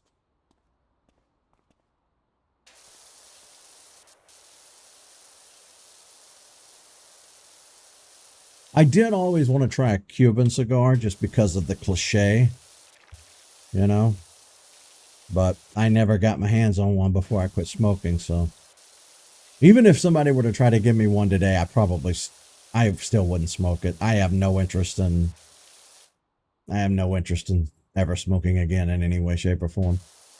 If I ever do put something to my lips to inhale again for any reason, it's either going to be a prop cigarette or a video or a movie or something, which that's probably never going to happen, or it would need to be weed. And when it comes to weed, I've not done that in a handful of years now. And even then, if I do partake, it's going to be in gummy form because I just can't be bothered to fuck up my lungs. You know, I don't want to mess up my lungs. They say that, and it'll depend on how long you smoked and your age and a lot of other factors. But I think the standard is about 15 years it takes for your lungs to mostly recover from being a smoker. If they ever, I don't think they'll ever permanently recover, but you know, it's a terrible habit. I don't recommend it in any way, shape, or form.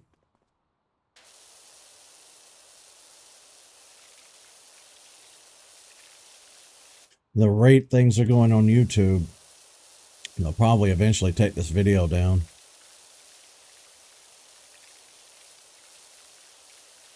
Because it's getting to the point where you can't say or do anything on YouTube without them pitching a titty fit.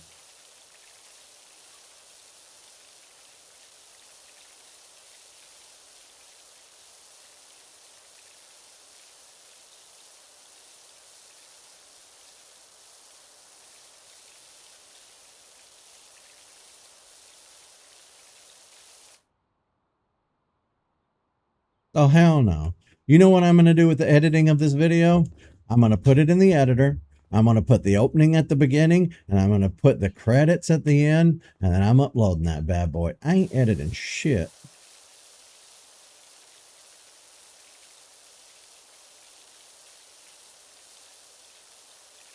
I do a surprisingly small amount of editing on my YouTube channel. I just don't feel the need. Sometimes I need to edit it, especially if I'm playing a new game and I just wander around for a while. I'll try to cut some of that out, but no. Fuck YouTube. Fuck everybody else too. I'm tired of being censored. I'm not saying slurs. I'm not making threats. I'm not saying anything heinous.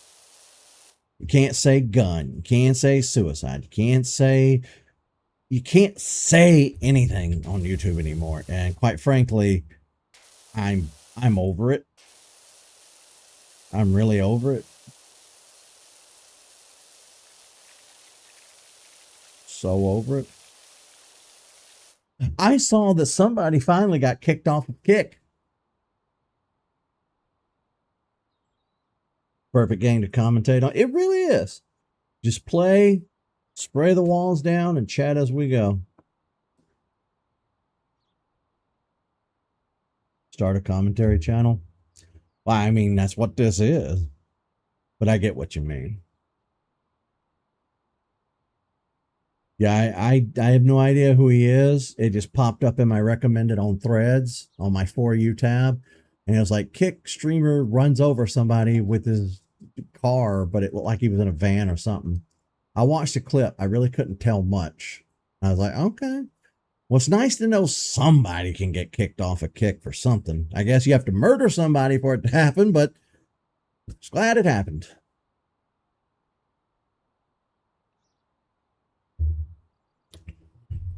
Lets me know they've got a little bit of decency left in them. Because it's to my understanding that that place is no man's land.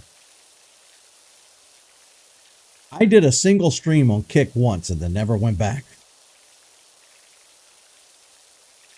Not even because of any reason. I just, you know, I liked it better on Twitch. Nobody watched on Kick. Not that anybody watches on Twitch, but at least on Twitch, I'm somewhat monetized.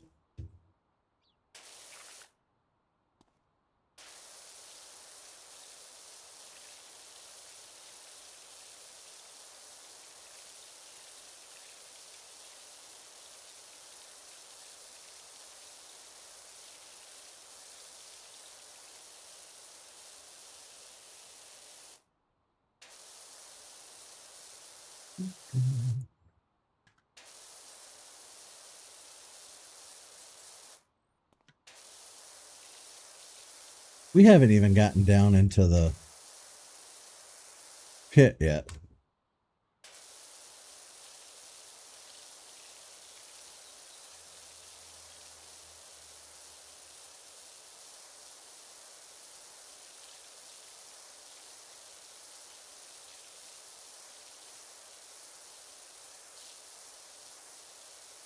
Oh.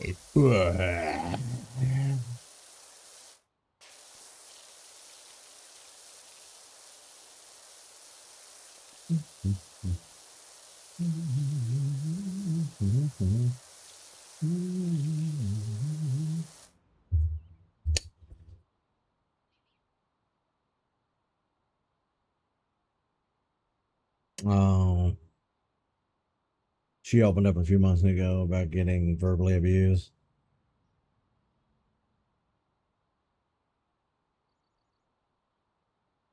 Got banned from Kick, huh? Now threatening to go back to Twitch. Well, can he go back to Twitch? Domestically abused, stalked, manipulated, blackmailed. Tried to kill him. Tried to kill him. You see that thing Tyler posted in the Discord? I don't remember what country it was, but they're trying to make a registry for people who have domestic, like done a, who have perpetrators of domestic abuse. There we go. Battery and domestic abuse. Because I think right now the only registry we have is the sex offender registry. I would love to see other registries. People who we need more public shaming. Public shaming goes a long way. Trust me. I'm not about bullying and harassment, but I love a good public shaming. And not for people who made a mistake one time. I'm talking about these jackasses who beat the shit out of their girlfriends and stuff. Yeah. That they need like a permanent public record that shames the shit out of them. We had that. Whitney Houston might still be alive.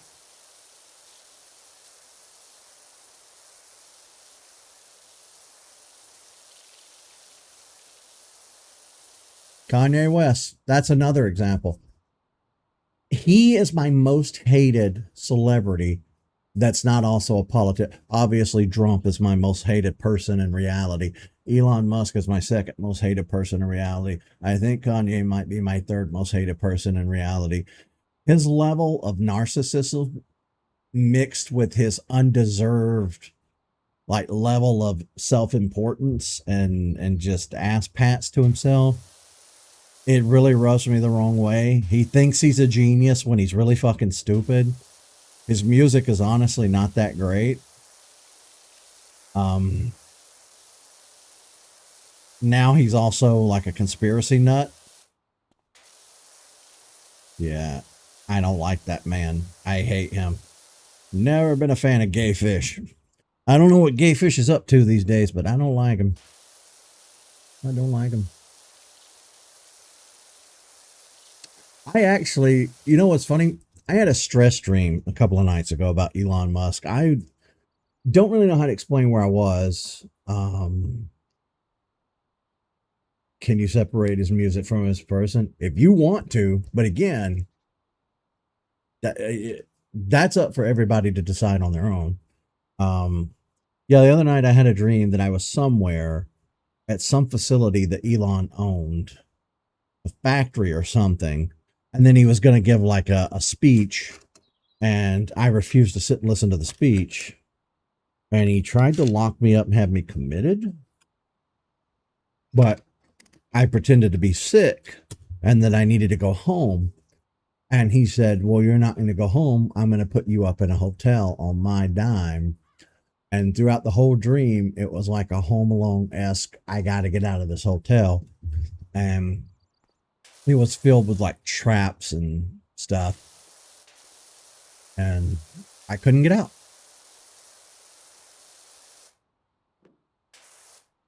It's weird.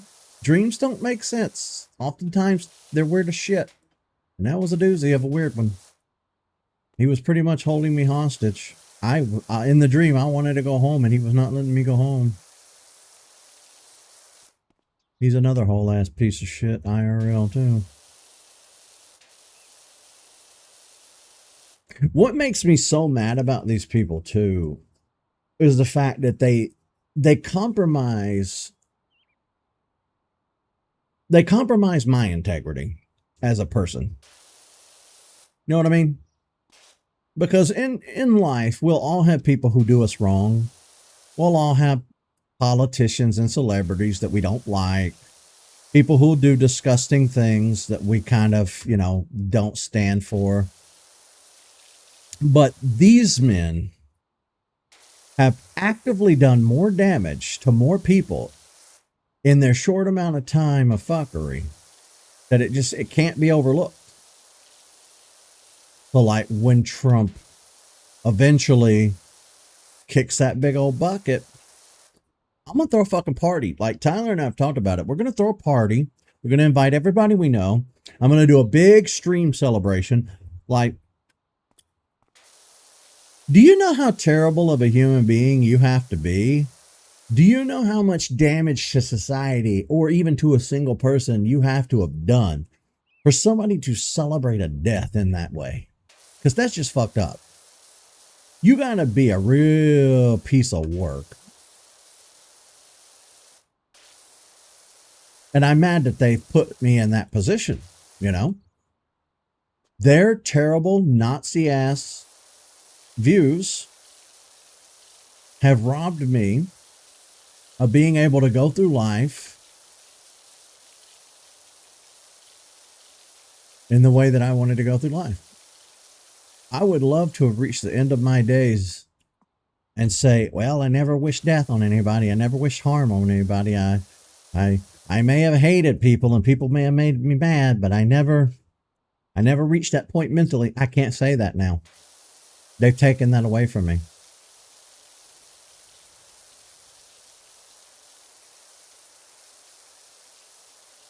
They've taken that away from me.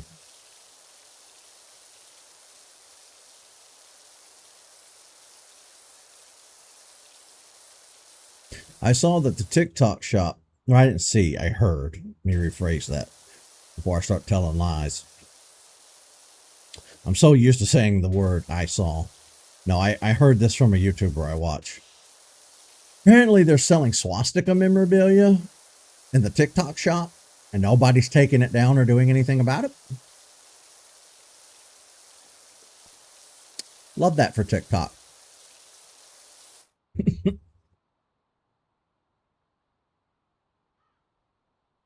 Give me 1 second. It's a long read.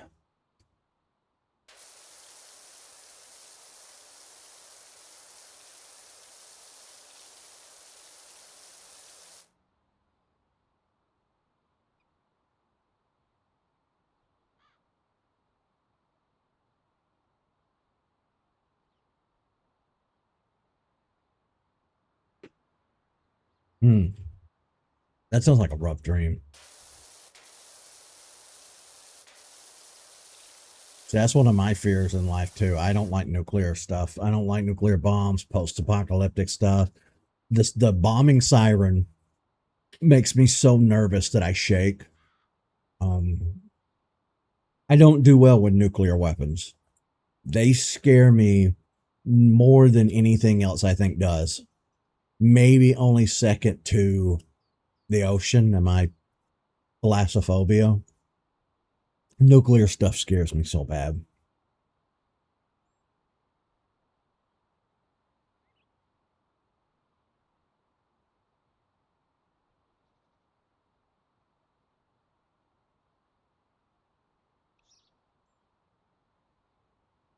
Did you ever see that episode of The Simpsons? Maybe not. It's pretty old. Ned Flanders buys a bunker and he puts it in his backyard. And true to Homer, Homer in his way he does things, he gets real concerned and demands that Ned Flanders lets him in. And Ned Flanders, of course, being a doormat, lets him in. And then when somebody else sees Homer and his family go in, then they want to go in with their family. By the time all is said and done, he lets so many people into the bunker that he has to kick somebody out. So he ends up, going out on his own. I can't remember if it was him and his kids or just him, but thank God the rest of them developed a conscience. And they were like, you know what? This isn't right. If Ned Flanders is going to die from the meteor outside, then we're going to die with him. The meteor lands on top of the bunker, destroying it. And since they had all left the bunker, everybody survived. They don't make The Simpsons like they used to. You're not getting an episode like that anymore.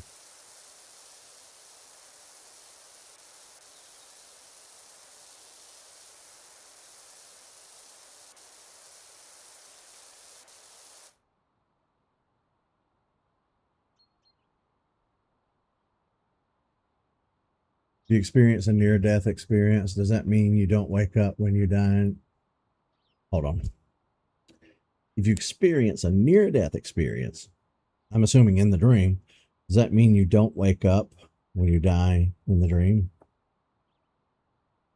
I don't know. I die in my dreams all the time. I don't understand that whole you can't die in your dreams. I die in loads of my dreams. Sometimes my brain will handle it a few ways. And it's really weird too, because I definitely have heard people say you're not supposed to be able to die in your dreams. When I was a kid, I used to watch the same cartoons and movies on loop. I still do it as an adult, but when I was a kid, I was really bad about it. So I had the VHS tape for the first live action Ninja Turtles movie, which I want to say is 1990 film. And I watched it on loop over and over and over a million times. And that scene at the end of the movie where Shredder falls off the building and falls into the trash can and gets crushed. I'd seen it so many times that I kept having that dream myself where I was the one falling. And I would always wake up when I landed. It triggered me to wake up. Then in my teens and through all of my 20s until it finally stopped, I used to have these really bad lightning dreams where I would get struck by lightning and it would cause, what do they call that paralysis? Sleep paralysis, um, where I would be conscious but couldn't move. And it was terrifying as fuck. Thankfully, they did eventually stop, but Nowadays, if I die in my dream, my brain treats it as a video game and it starts me over from a checkpoint or save point. It's happened just a few days ago, ironically enough, since we're talking about it. I can't remember what the dream was, but I died and all I did was start. I just kind of oof, and I was still there, just in another spot. And it's weird. No, I've experienced a death experience in real life. Like you kind of die, but you got reincarnated. Does that mean we don't wake up before dying?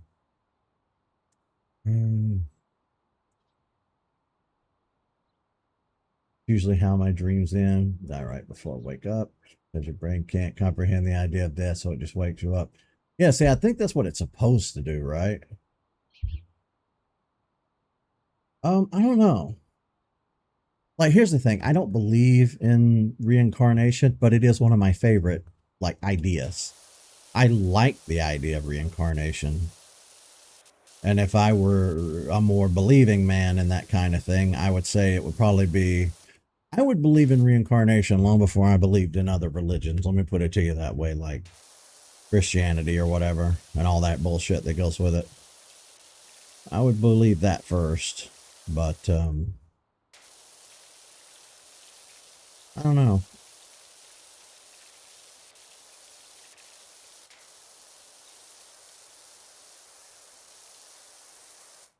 The problem I have with stuff like that, the problem, take all the politics out of religion and why I hate it.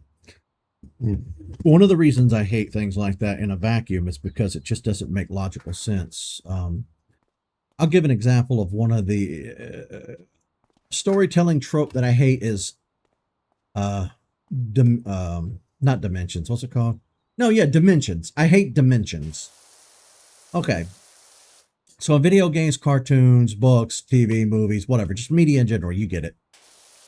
They always say I'm going to an alternate dimension. Okay. Well, they're using the wrong word, first and foremost. Oh, I fucked up. How do I? There we go. Yeah, okay, so I have a big issue with the whole dimensions thing. We live in the third dimension. If you put a piece of paper on your desk and draw stick figures, they live in the second dimension.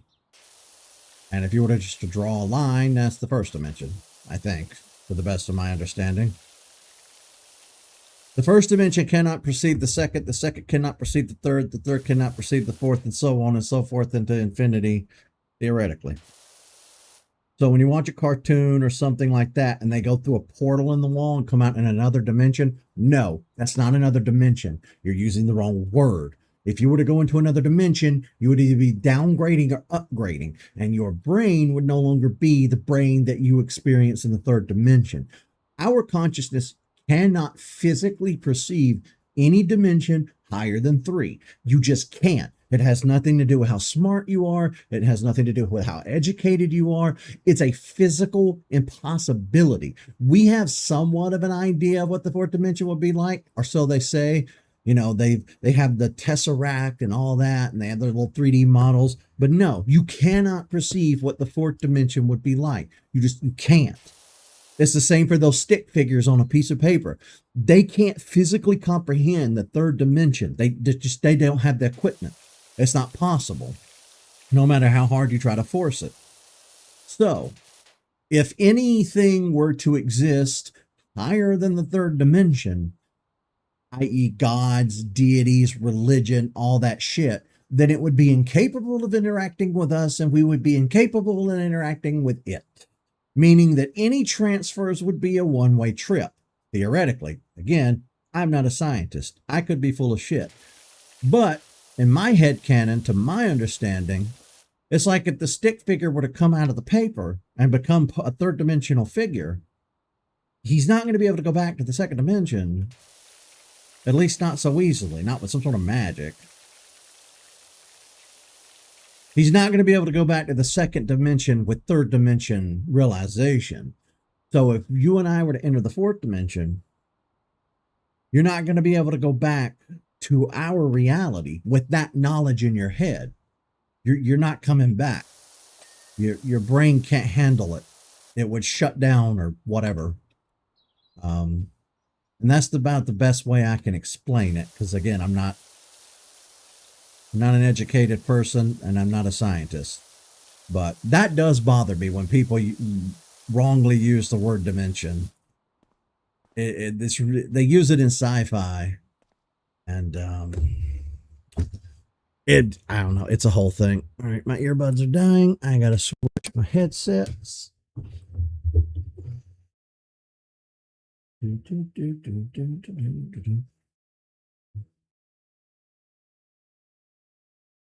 Uh-oh.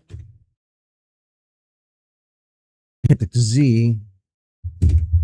Blur lines. Yeah, I see that. My bad. Hang on a second. Oh, I see what you're talking about.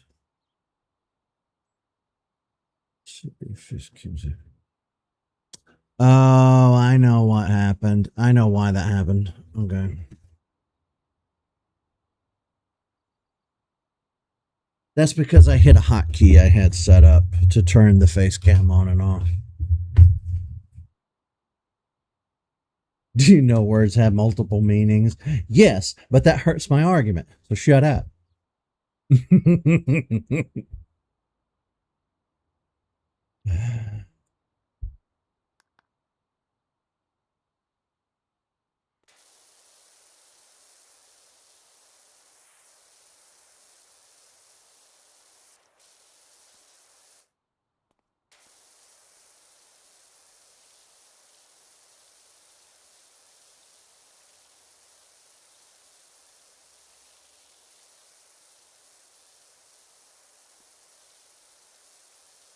All right, it is getting very hot in this room. How the hell is it 70? It is 70 degrees. I'm looking over, it's telling me it's 70 degrees. This is December 27th. How is it 70 degrees?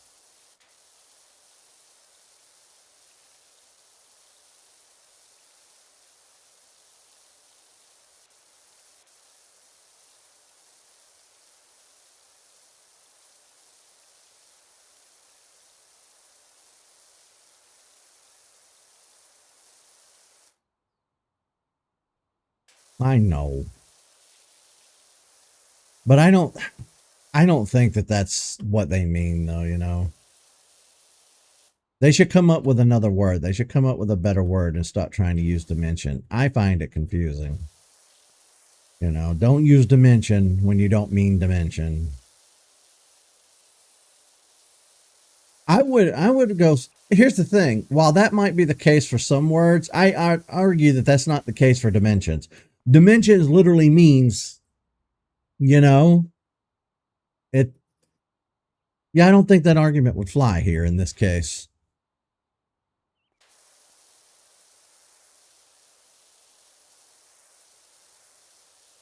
I couldn't tell you what the Webster's dictionary definition is for dimensions, but it's like the physical uh, measurements of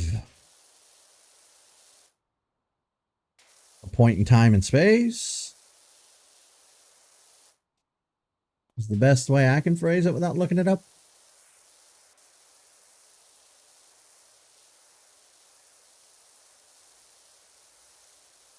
I don't know. I can be very anal about a lot of stuff.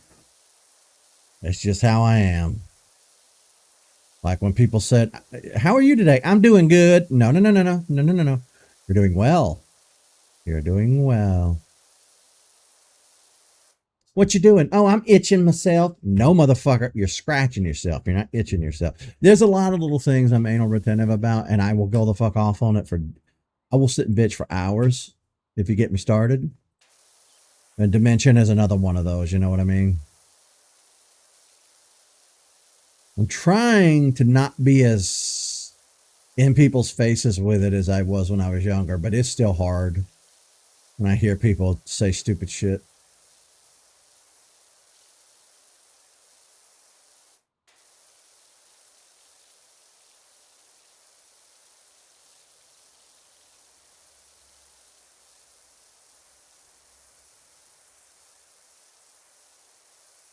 There we go. Stretch. You need to move all your OBS scenes in the laptop PC. It didn't do it automatically when you signed in. I don't. Yeah, I guess you would still probably have to do that manually. You could use Google Drive if you don't have a flash drive. You could use OneDrive, but I fucking hate OneDrive. Oh, I always uninstall that as soon as anytime I have to do a fresh install of Windows or upgrade to a new Windows, I get rid of OneDrive. It's annoying and I hate it. Yeah, I get that it's convenient, but I don't like it. I would rather manually move my own shit and back up my own shit, Because here's the thing, anything that I don't want to lose is backed up on a secondary hard drive anyway. So if Windows ever goes kaput for any reason, I'm not going to lose anything. I'll lose time of having to reinstall programs, but that's about it.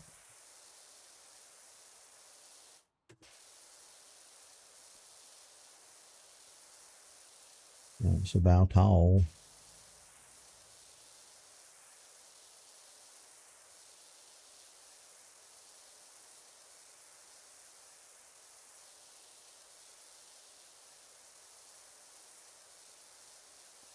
Oh my God. This is the tedious part right here. The actual ground. Like the big open space.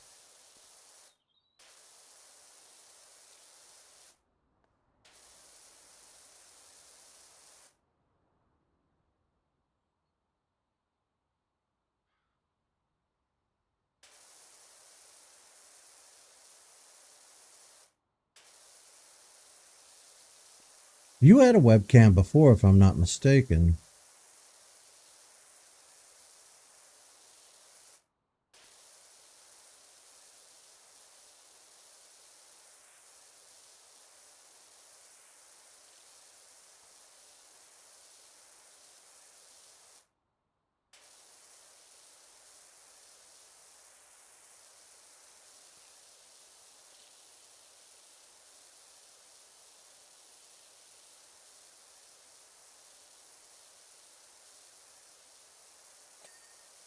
Ping. Well, it's nice to know that the red is actually painted on and it's not dirt of some sort. Not blood. The skate part will run red with the blood of our enemies.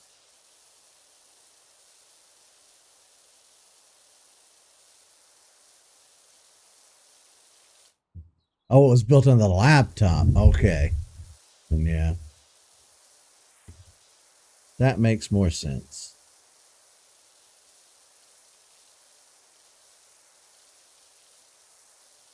I never could figure out Streamlabs for mobile. I've tried a few times and I never could figure it out.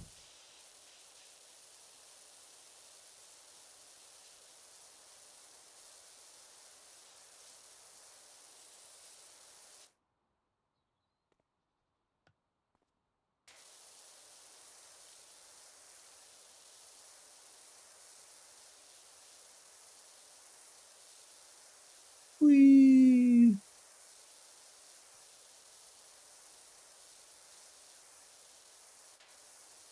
Oh yeah, I forgot to tell everybody. Well, I told everybody in the Discord, but I've been thinking about how to handle this for years and years and years now. And I thought I had made up my mind completely based on past experiences with people in the Discord server. And I do go back and forth on this a lot. I'm a little bit wishy-washy on this. But I have figured a clever way that we can all play games together. I created a thread and then a voice channel in the Discord server.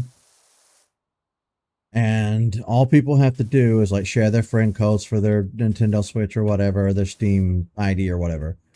And then we can all play together that way.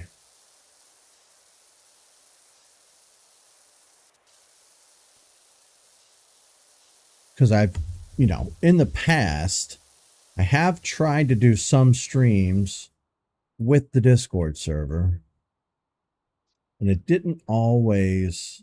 Uh, yeah, I saw that you added it. Um, yeah, it didn't really work out in my favor back in the day trying to stream with everybody, but times have changed, things have changed. I think now it would be okay.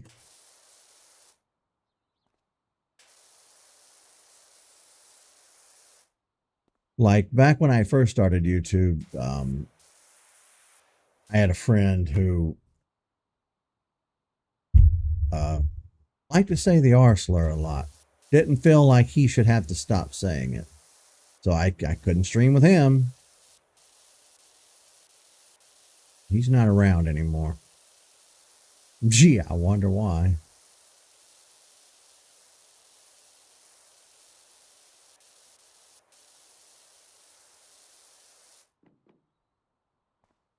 I feel.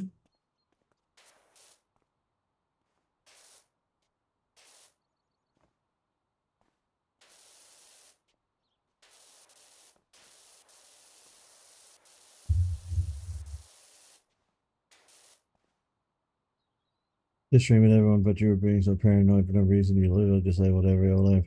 Yeah, I don't know. I'm always scared somebody's gonna say something that's gonna be TOS or, you know. I don't worry about it now, but I was worried about it back then.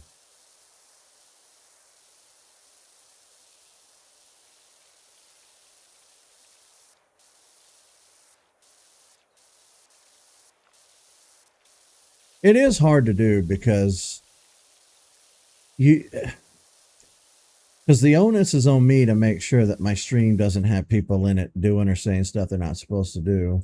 It is my responsibility, and I can't control what other people say. And you never know when somebody's going to say something stupid just because they think it's funny in the moment. So I can't just have. You can't have randos on stream. You know what I mean? But the people that I'm familiar with, that I'm friends with, that I've known for a while, that's different. I can have them on to do stuff. But two, a lot of why I quit, having anybody on from the Discord to do streams is because we would try and do stuff like Mario Party or whatever, and I couldn't get everybody together on the same day at the same time. It was very frustrating. It felt like I was begging, and I felt like I needed to have some self respect, you know, and it went a little further than that. I would beg people, either get a new mic or let me even buy you a new mic. And I just kept waiting on people to either get new equipment or new machines or whatever they needed to make the stream decent. But the problem is none of these people are streamers, they don't care about the stream aspect. They really just care more so about the playing together aspect, um, because they have jobs. Valid and fair, that's the thing. Like, it's not their fault. I might be coming off like I'm saying it's their fault. It's not their fault. Not entirely, at least. It's just hard to get everybody together on the same day at the same time. It can be hard to do. But what frustrated me in the moment is because I see all these other streamers do it.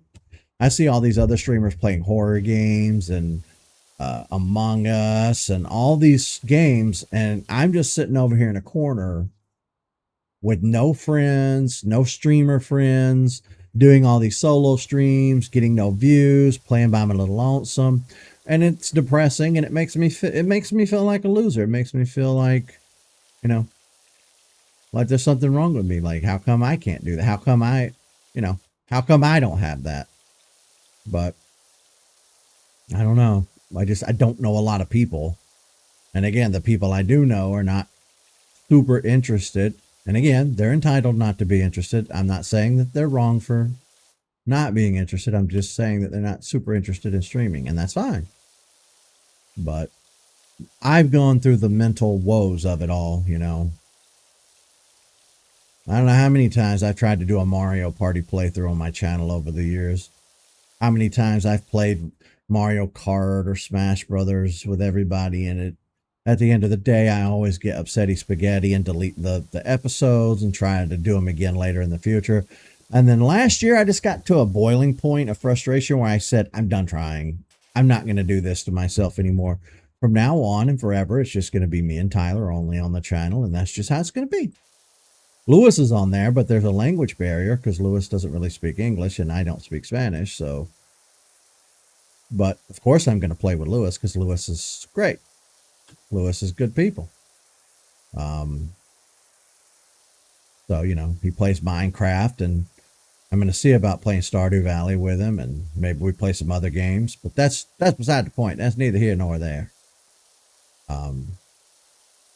Because a lot of times I struggle with just getting Tyler on board to play stuff, and you know, it's not usually has nothing to do with his work schedule or anything like that. You know, it's just he just doesn't care that much for the streaming stuff. He doesn't like it.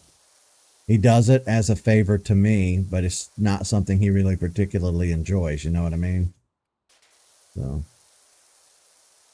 but I figured that if I open up the Discord to everybody and just let everybody play, because like when you followed, I went through a period where I wasn't sure how to handle that either, because you're the first follower I've had that's under 18 years old that interacts with the Discord. You're the first person that I'm aware of that's under 18 that chats in my chat. And given the nature of how YouTubers and streamers are, I was like, oh no, I don't want people coming after me and accusing me of things. So I was, you know, trying to be careful, because every time one of those YouTubers gets got or gets in trouble, the first thing out of their or other people's mouths are like, well, you're an adult. You had no business interacting with a minor. And I'm like, well, yeah, they didn't. That makes sense. So when you first came around, I was very like cautious about you being around in the streams, and, you know, not in the streams, but like in the chat and in the Discord. But I've since decided I don't give a fuck. I'm not like that. We got nothing to worry about. It's just paranoia given the state of the world. But I'm tired of just second guessing. I'm tired of worrying. I'm tired of stress. Everybody is now welcome to come in and play, as long as they, you know, use common sense and everybody just follows the standard TOS rules, honestly, that's set by each platform. I'll be fine. So,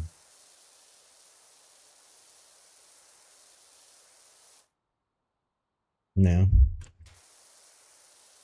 Because, I mean, it does look a certain way when you know, because when you're a streamer on YouTube or Twitch or whatever, you don't necessarily have control over the audience and their age or where they hail from, or you don't really have any control over that stuff, because neither does Twitch or YouTube or any of that either, because they can say, oh, you have to be 13 to have a YouTube account. They can put that on their website, but anybody behind a screen can lie and just make stuff up. It's like when those websites, like especially Steam, you go to Steam and you look at a game that has a mature rating and it asks you to put your birth date in. You can literally just put in whatever you want. So I was just trying, you know, I'm trying to do my due diligence here. I just don't want to be inappropriate, I guess is what I'm saying. But I think it's okay. I mean, nobody's talking about their personal lives. Nobody is trying to meet up with people. It's all just parasocial, respectful, above the board internet interactions through Discord and Twitch. Everything's public. I think it'll be fine. Honestly, at this point, I'm just more worried about trolls now coming in, and they see that we've all posted, you know, everybody's posted their Steam information and their Switch information, and then we got to worry about trolls. But again, I could just be being too cautious, you know. Am I just being paranoid that trolls are going to come in and ruin it for everybody? But I'm tired of not being able to do stuff.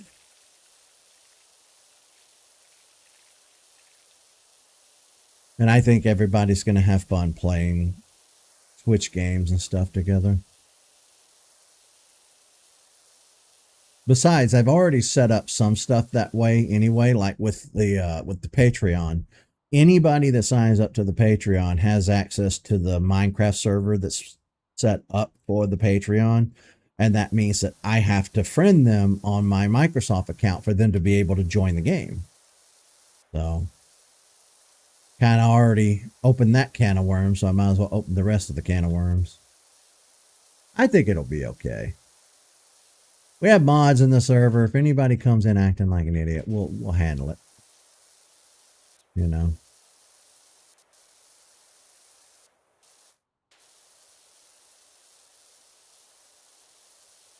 We will handle it.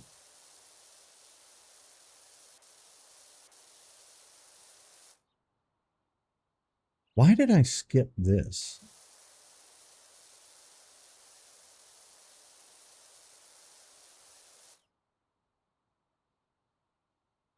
You always put 1999. I think most people do.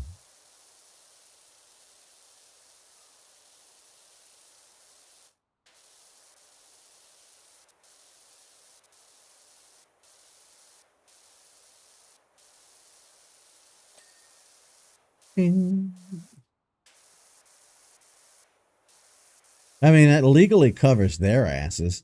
Steam can, if courts get involved, Steam's like, well, we did say you had to be an age, and we did put the little thingy on there. We did their part. Because honestly, at the end of the day, it's the parents' job to know what their kids are doing, and I get it. Nobody is perfect. You're not going to be able to monitor your children 110%. It's just not. That's impossible.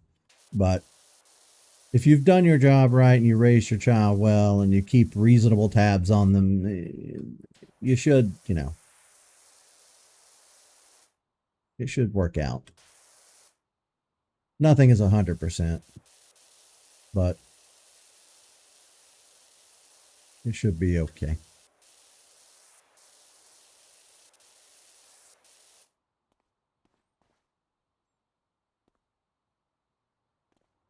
All right, Mr. Ladder.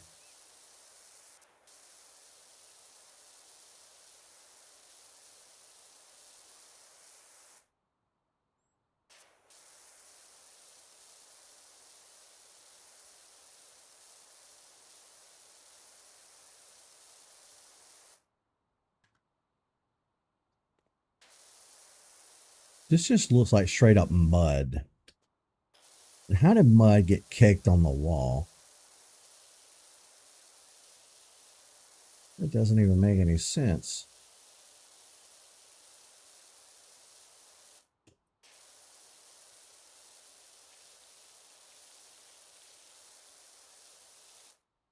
Oh my God, there's still so much left. We might have to divide this job up. We might not get it done all in one day.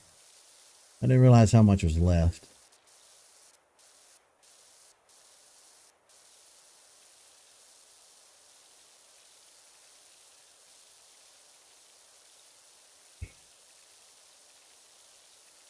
Well, you really have to concentrate on that graffiti there.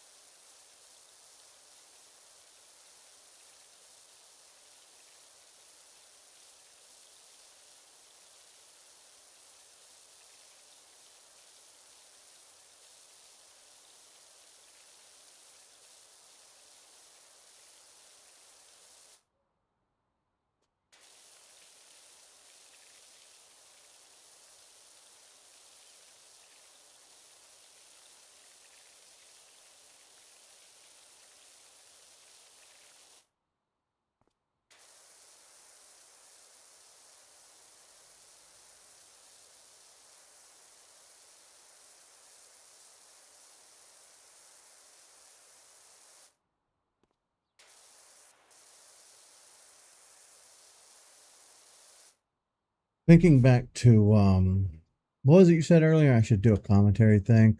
Tyler and I did try a podcast briefly a couple of years ago. We tried. I want to say we tried that before I even got him on doing the Let's Play stuff, or he it might have been after he joined doing the Let's Play stuff. But we just, and I hate to throw him under the bus, but that was all his fault. Um, because here's the thing with a podcast, there's a lot of riffing, there's a lot of, just talking out of your ass. That's kind of what a podcast is. That's what makes them so fun to listen to. But you do need topics, you need jumping off points. And I would come up with jumping off points. I would come up for stuff for us to talk about. And the problem was, after one or two sentences, Tyler would just be out of stuff to talk about that topic. Also, he wouldn't not do stuff in the background. He insisted on playing a game or something while doing it. There was no getting him to just sit there, twiddle his thumbs, and do one thing at a time. He's just not going to do that. And I didn't really have anybody else to ask to do a podcast with. So, wait, I can walk up here? You wouldn't let me walk up here earlier. You piece of shit. But yeah, we did try the podcast thing. It didn't work out. We honestly didn't have enough material stuff to talk about that wasn't going to have been said about by a million other people before. We didn't really have anything new or interesting. But, we didn't have any unique views when it came to any topic that we were going to talk about. And all we really know is media, or at least I'll speak for me. I don't want to speak for him. All I really know in life, honestly, mostly is just media. Games, TV, that kind of stuff. I don't know a lot about other stuff. And I guess at the end of the day, if I'm going to talk about anything, I'm going to do it while playing a game. And then, too, when I first started my channel years ago, the way I did it in my mind, and I wish I had thought better about this back then, but in my head, I was thinking about my YouTube channel as like a long running TV show. Let's say that I'm playing a Metroid game one week and then a Sonic game the next week. In my head, I was expecting you to watch every episode in order. So if I talked about, I don't know, bananas in the Metroid stuff, and then ended up talking about oranges and apples in the Sonic episodes, if you only watched one or the other, you'd have no idea I talked about the other one. You know what I mean? I just didn't know what I was doing back then.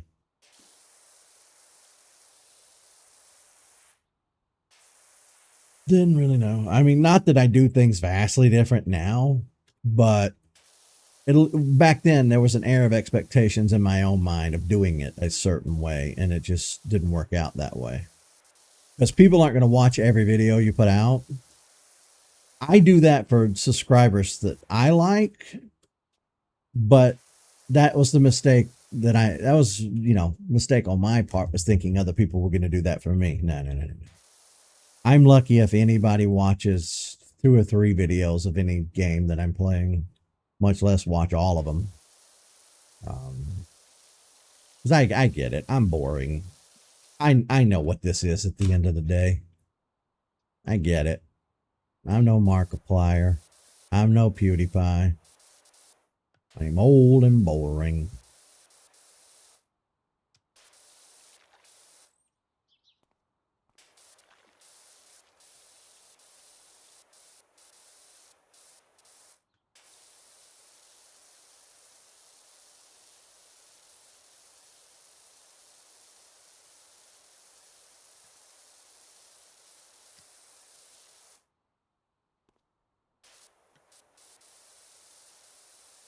You know what just dawned on me? Hold up.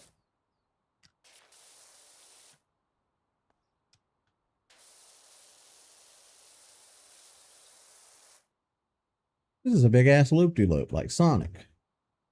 Kinda. Huh.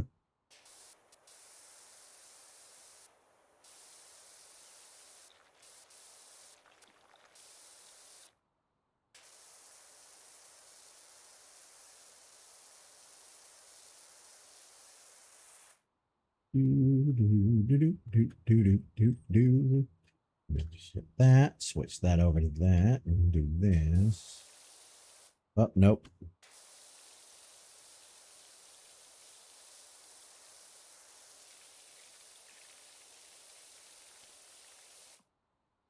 No.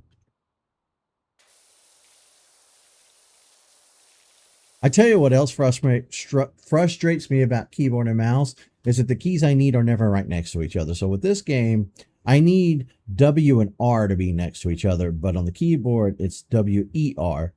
And if let's say I'm moving with the W key and I need to hit the R key to switch the nozzle between horizontal and vertical, I usually hit the E because I spent my entire life playing on controllers where buttons are next to each other and not spaced out. And E brings up this menu. So, yeah. And yes, I get it. You can reassign keys, but I'm not going to sit here and reassign keys for every fucking game I'm going to play now. If anything, that's a detriment to the argue of using keyboard and mouse. I don't know. I just don't like keyboard and mouse. I really don't. I really don't.